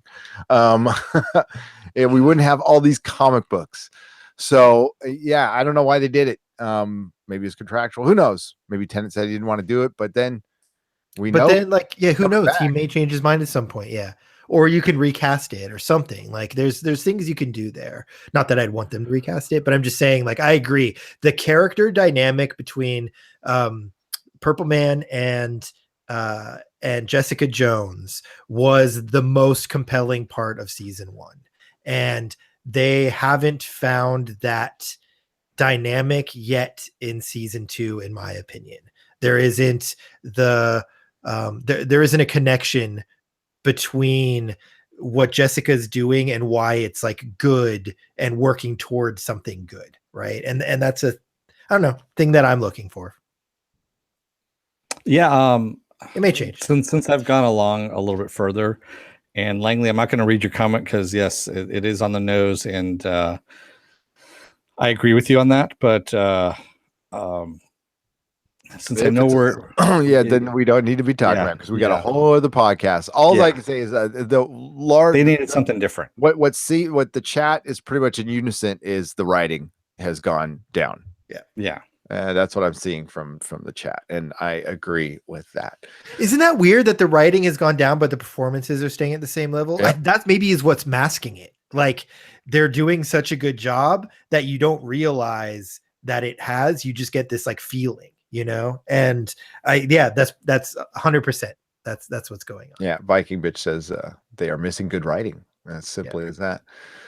And Langley says the 1-2 punch of Iron Fist and Defenders took the fun out of everything, sadly. And yes, that's exactly what John is talking about. And they rushed both as well. I mean, because both of those were rushed, and they didn't give them enough production time. I'm so happy you said that, Dennis, because remember how long these shows were in production before their first seasons aired? Like 3 years, I think, for Jessica Jones, like a really, really long time. And now they're coming out so quickly. I think that's a huge thing, Dennis. Yeah. I think you hit the nail on the head there. They're just not taking their time to work out kinks along the way. I think that's why Daredevil might be good, because we're getting a 2-year. Well, I mean, there was a 3-year break between Jessica Jones, but there was also Defenders in there. So I don't know if that's going to help or hurt Daredevil. It always feels like they're putting more into Daredevil than anybody else. Defenders was really kind of Daredevil season 2.5 or 2.2, if you will. But it wasn't the Daredevil Iron creators. Fist. The people who wrote Defenders were the people who wrote Iron Fist. Yeah, it felt more Yeah. Iron Fist Yeah. to me than anything. So there was none of the Uh, Daredevil people involved in that whatsoever. So, But no, I'm talking about the storyline because you got more of a Yeah. continuation of Daredevil's storyline, and no, you the know. focus was only. I mean, he's the biggest hero out of all of them. Yeah. Okay, but It I don't helped. know. It helped. It helped bring it into season 3. I mean, otherwise they would have had to done a little, do a little bit of that in the first. Remember how we kept complaining that they compartmentalize some of these seasons into a first half and a second half? Yes. And they would have had to do that with Daredevil season 3, and I think it would have hurt the storyline that they're going with right now. They If they haven't had shown to- anything that they've fixed that problem, though. No, Like Jody's this seems like it's split into two, from what I'm understanding. Like from it has to be like the first half is like nothing, and then No comment. That's all I'm yeah. gonna say. well. So. Was Punisher that way? Did it have a distinct No. first half and second No. half? No, Punisher was Okay. probably the first one that really just flowed as Yeah, I got all the way one through. long thing. Yeah. Jody says, Gary, we know that she is connected to the same group. Speaking of our monster woman with crazy hair, we know that she is connected to the same group that experimented on Jessica. But until we get the reveal later this season, there's not enough for anything or anything solid. And that's referring back to like, where the hell are we at this point? Yeah. Mhm. And I've scanned ahead to 6 and they still don't answer it. So it's going to be a reveal at the end. I've got my guesses. We'll see if my guesses were right. I'm not going to say them here. I don't need to. If I'm wrong, I'm wrong. I'm wrong a lot. So it's okay. But that'll be, yeah. And I saw what Langley quoted, and I agree with that. What he said in quotes. That's what I was speaking about. Like, this is dealing with grays. So yeah, they're trying to. Here's the thing. Okay, so my last thoughts on this are, I'm waiting for the Netflix show that we don't say when we get to the finale of the show. Okay, now's when they're going to start doing superhero stuff. They're giving us the sign that the next step is it's finally figured out that it's a superhero show.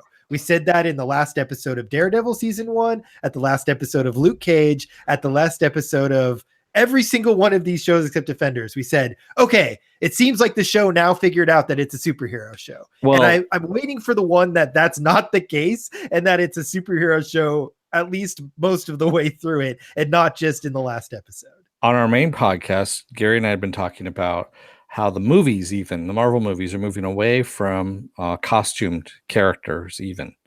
And if you take a look at Black Panther, yes, had a costume. But if you look at the Infinity War, the promos for all of that, no one's in costume, or everyone's in black, leather. Yeah, but Yeah, Thor they're all is in, super like- colorful and costumey, and Guardians is very costumey. Guardians, no, they're not really. I mean, no, they're all in paramilitary uniforms Yeah. that are colored. It's starting to annoy me a little bit. And Thanos, like, not having armor. Yeah, Netflix is definitely, I get your point, man, is danced around. I'll disagree on Daredevil. Daredevil feels like a superhero show. But remember the first Punisher one was like, did we not get his either. costume in the last episode, like he's finally Daredevil. So like I agree that that Daredevil Season always 2, he felt was like- fighting the Hand and stuff, and he had a legit superhero battle, and he fought Elektra, and there's Punisher. Yeah, Daredevil season 2 was the only Yes. full-on superhero show they've done. Period. Agreed. And Luke Cage doesn't have a costume. So, yeah. No, And- Luke Cage. It's a different type of it's a different type of superhero. So I can't wait for season 2. Yeah, me too. But They just need to do Heroes for Hire. Why is it taking so goddamn long? well, I think the next one is Heroes for Hire. That's what I heard. I hope so. I like the thing about Luke Cage is, and we've said this before, I like Cottonmouth so much better than Yes. Dimebag. The Cottonmouth was like so badass. I was like, oh, you But did we're not kill never- him. We're never getting that actor Holy back anyway. shit, Yeah. that guy was good. Yeah. Oakland native, man. That's all I'm gonna say. There you go. 414 510. Sorry. Yeah, why Yeah. Iron Fist didn't like the one show that should have embraced a goddamn costume. I was like, no, those costumes are silly. And then the guy who ran the show, who also wrote Iron Fist and Defenders, came out and said his costume's silly. It's like, fucker, you shouldn't even be writing this shit. Yeah. Yeah. Go back to Desperate Housewives, dude. Just saying again, damn straight, Apple Crow. Yeah. Just saying. Yep. Oscar winner and deserved. Man, he deserved something for Luke Cage. Yep. He was so good in that. That's why I said we're not going to get him back because he won that No, Oscar. he's a superstar now. Yeah. But we knew that when we were watching him, like, this guy's like better than everybody at the acting thing. Is everybody seeing this? Yeah, Scott Buck. That's his name. He is the worst. Yes. He is so terrible. He was behind the Inhumans. Mhm. We need to Enough said. So yeah. When the lady who wrote Twilight is like way better than you, you suck. Okay.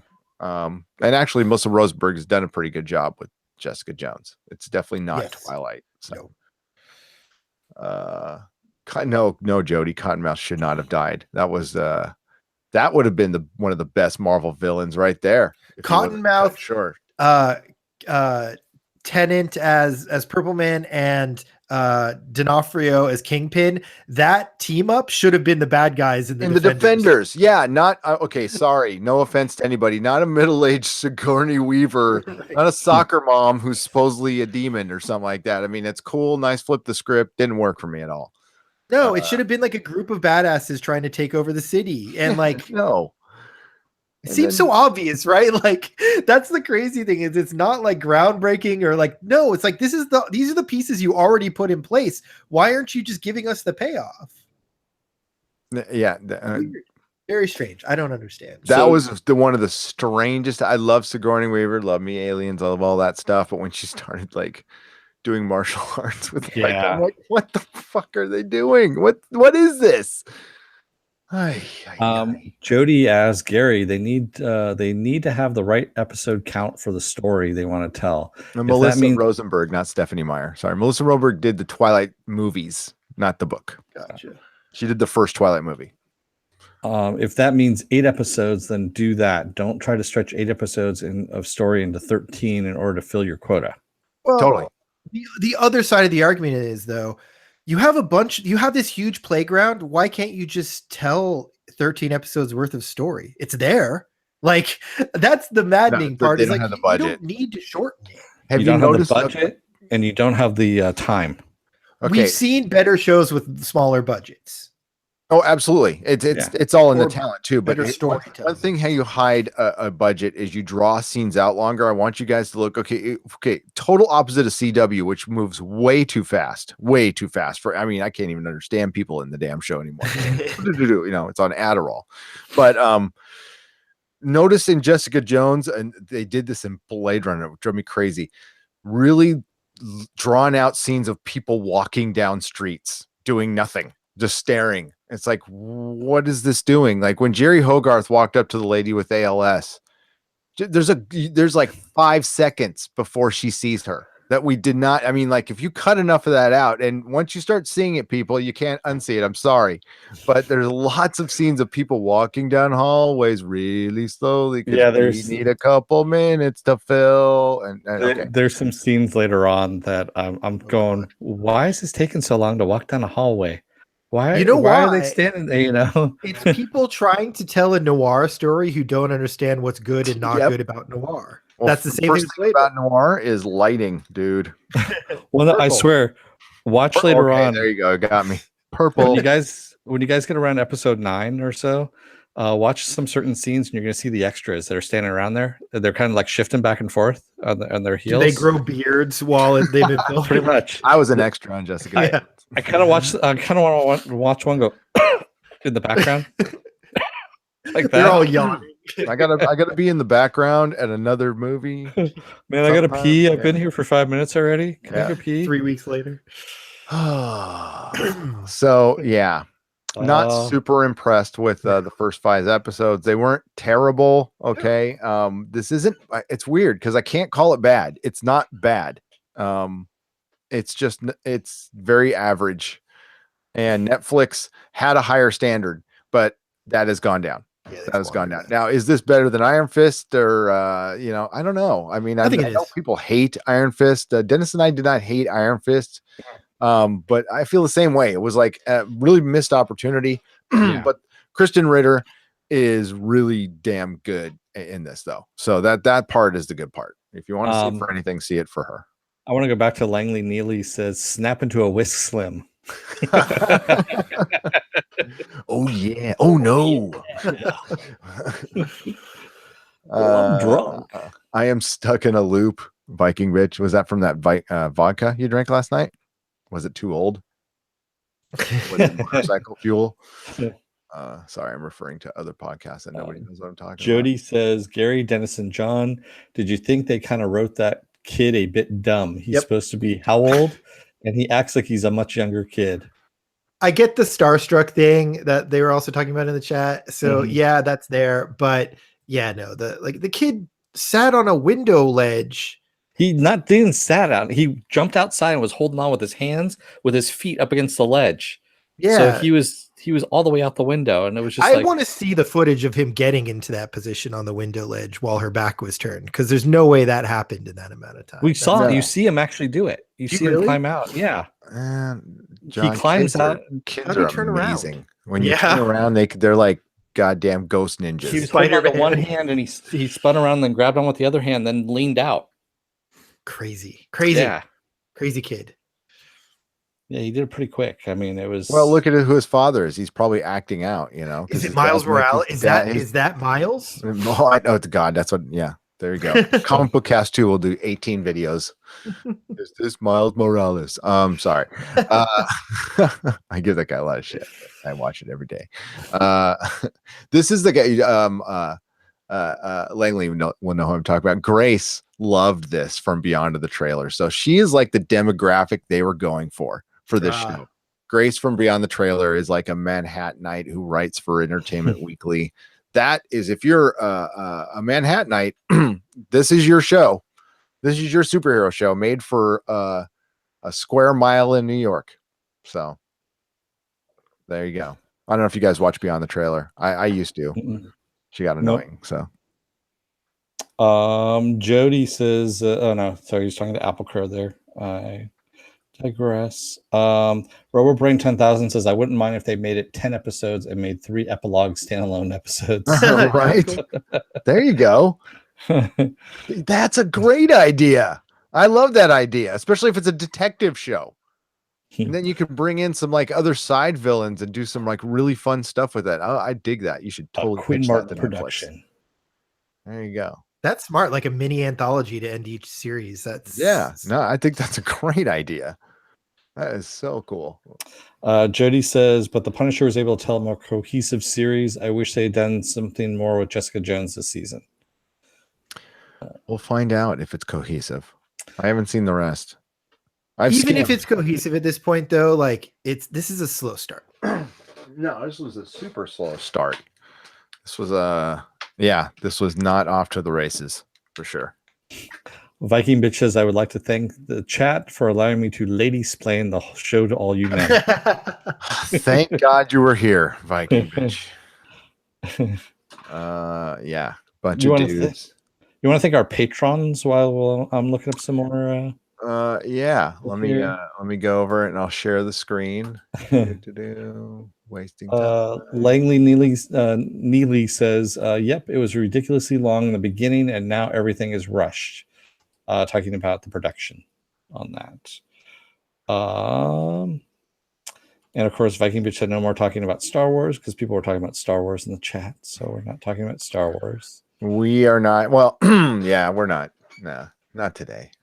And Jody says, if I did that at that age, my parents would have thanked the adult that saved me and then spanked my bottom raw for doing something so monumentally stupid.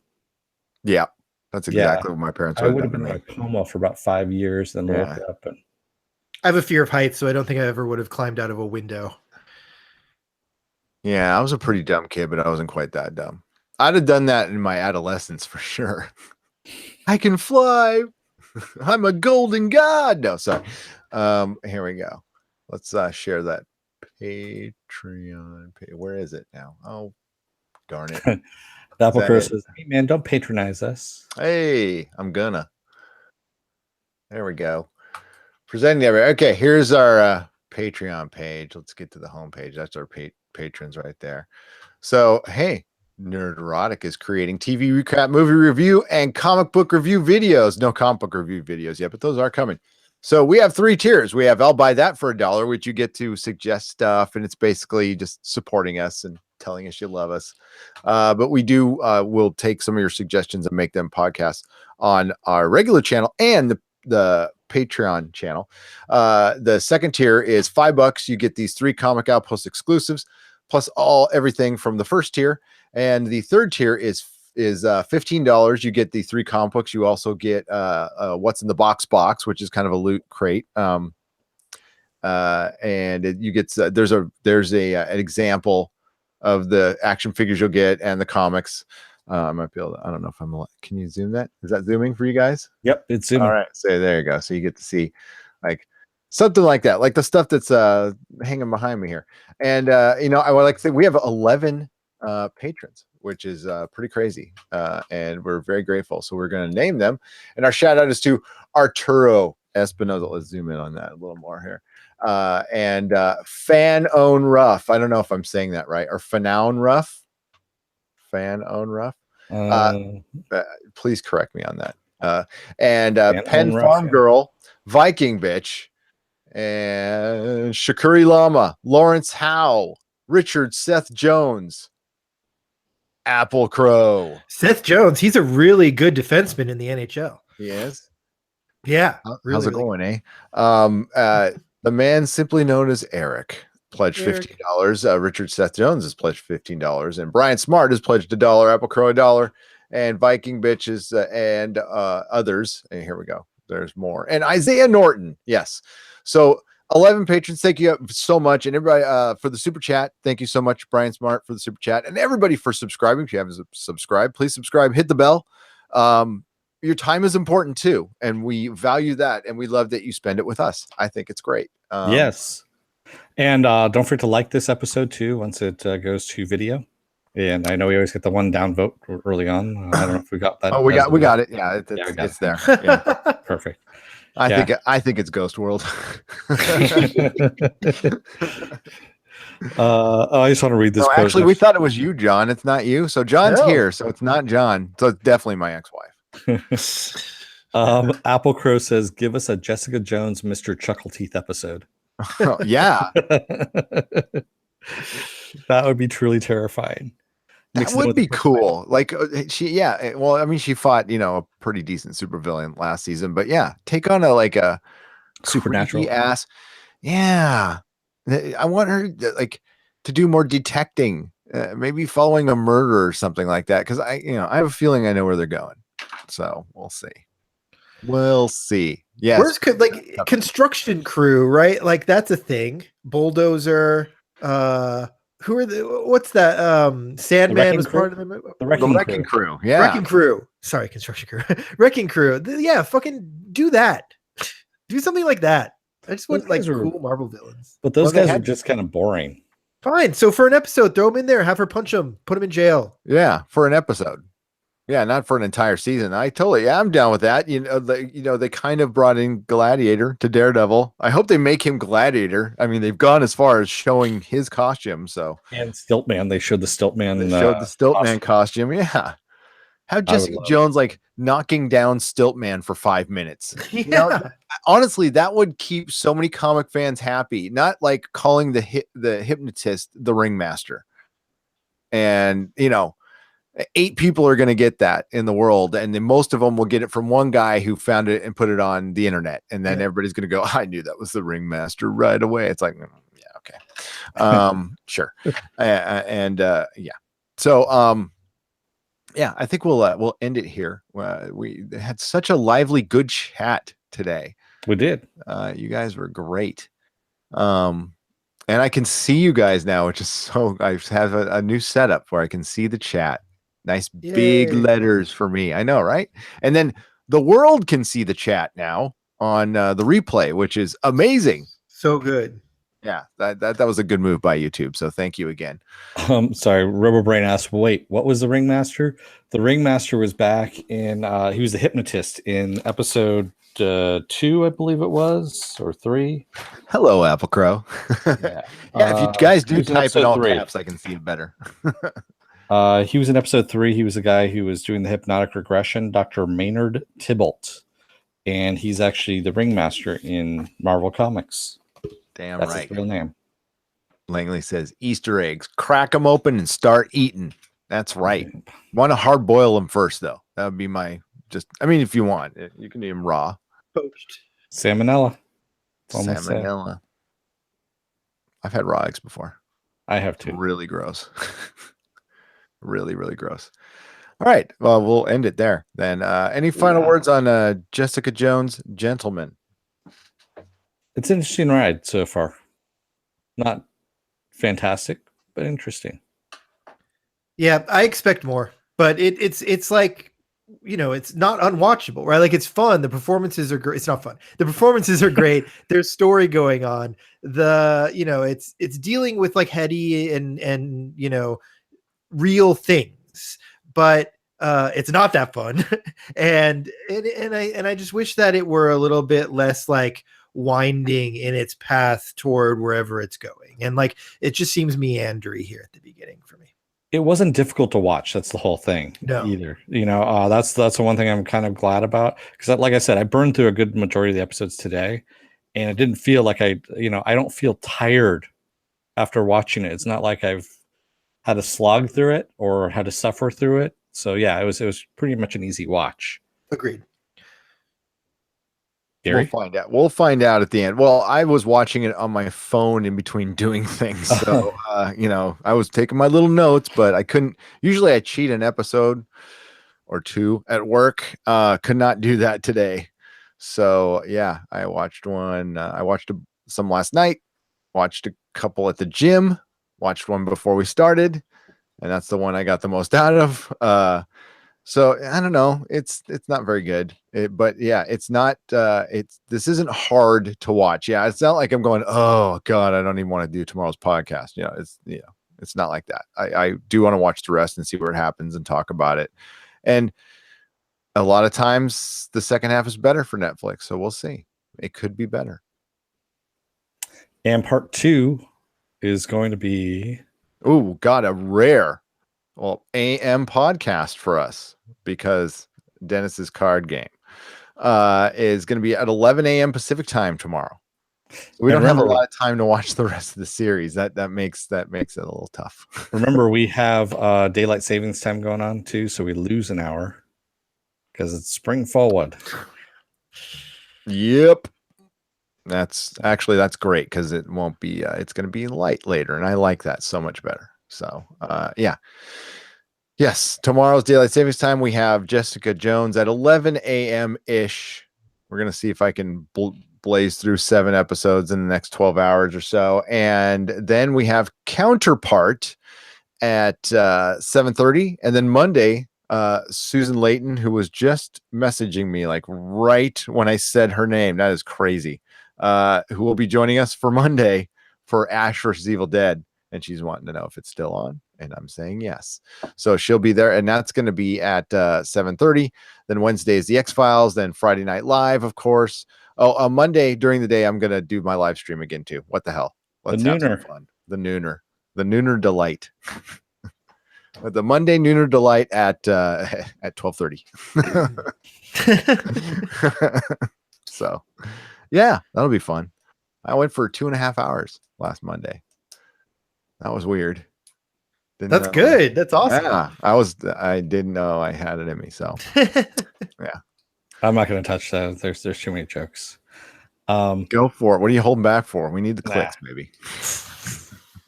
Bring it. I can take it. Nooners are the best, Mr. Neely. They are. Lucky bitch, that's are you going to change the nooner to Sunday? Am I going to change the nooner to Sunday? Yeah, it's that's a definitely something I got to talk to the boss about.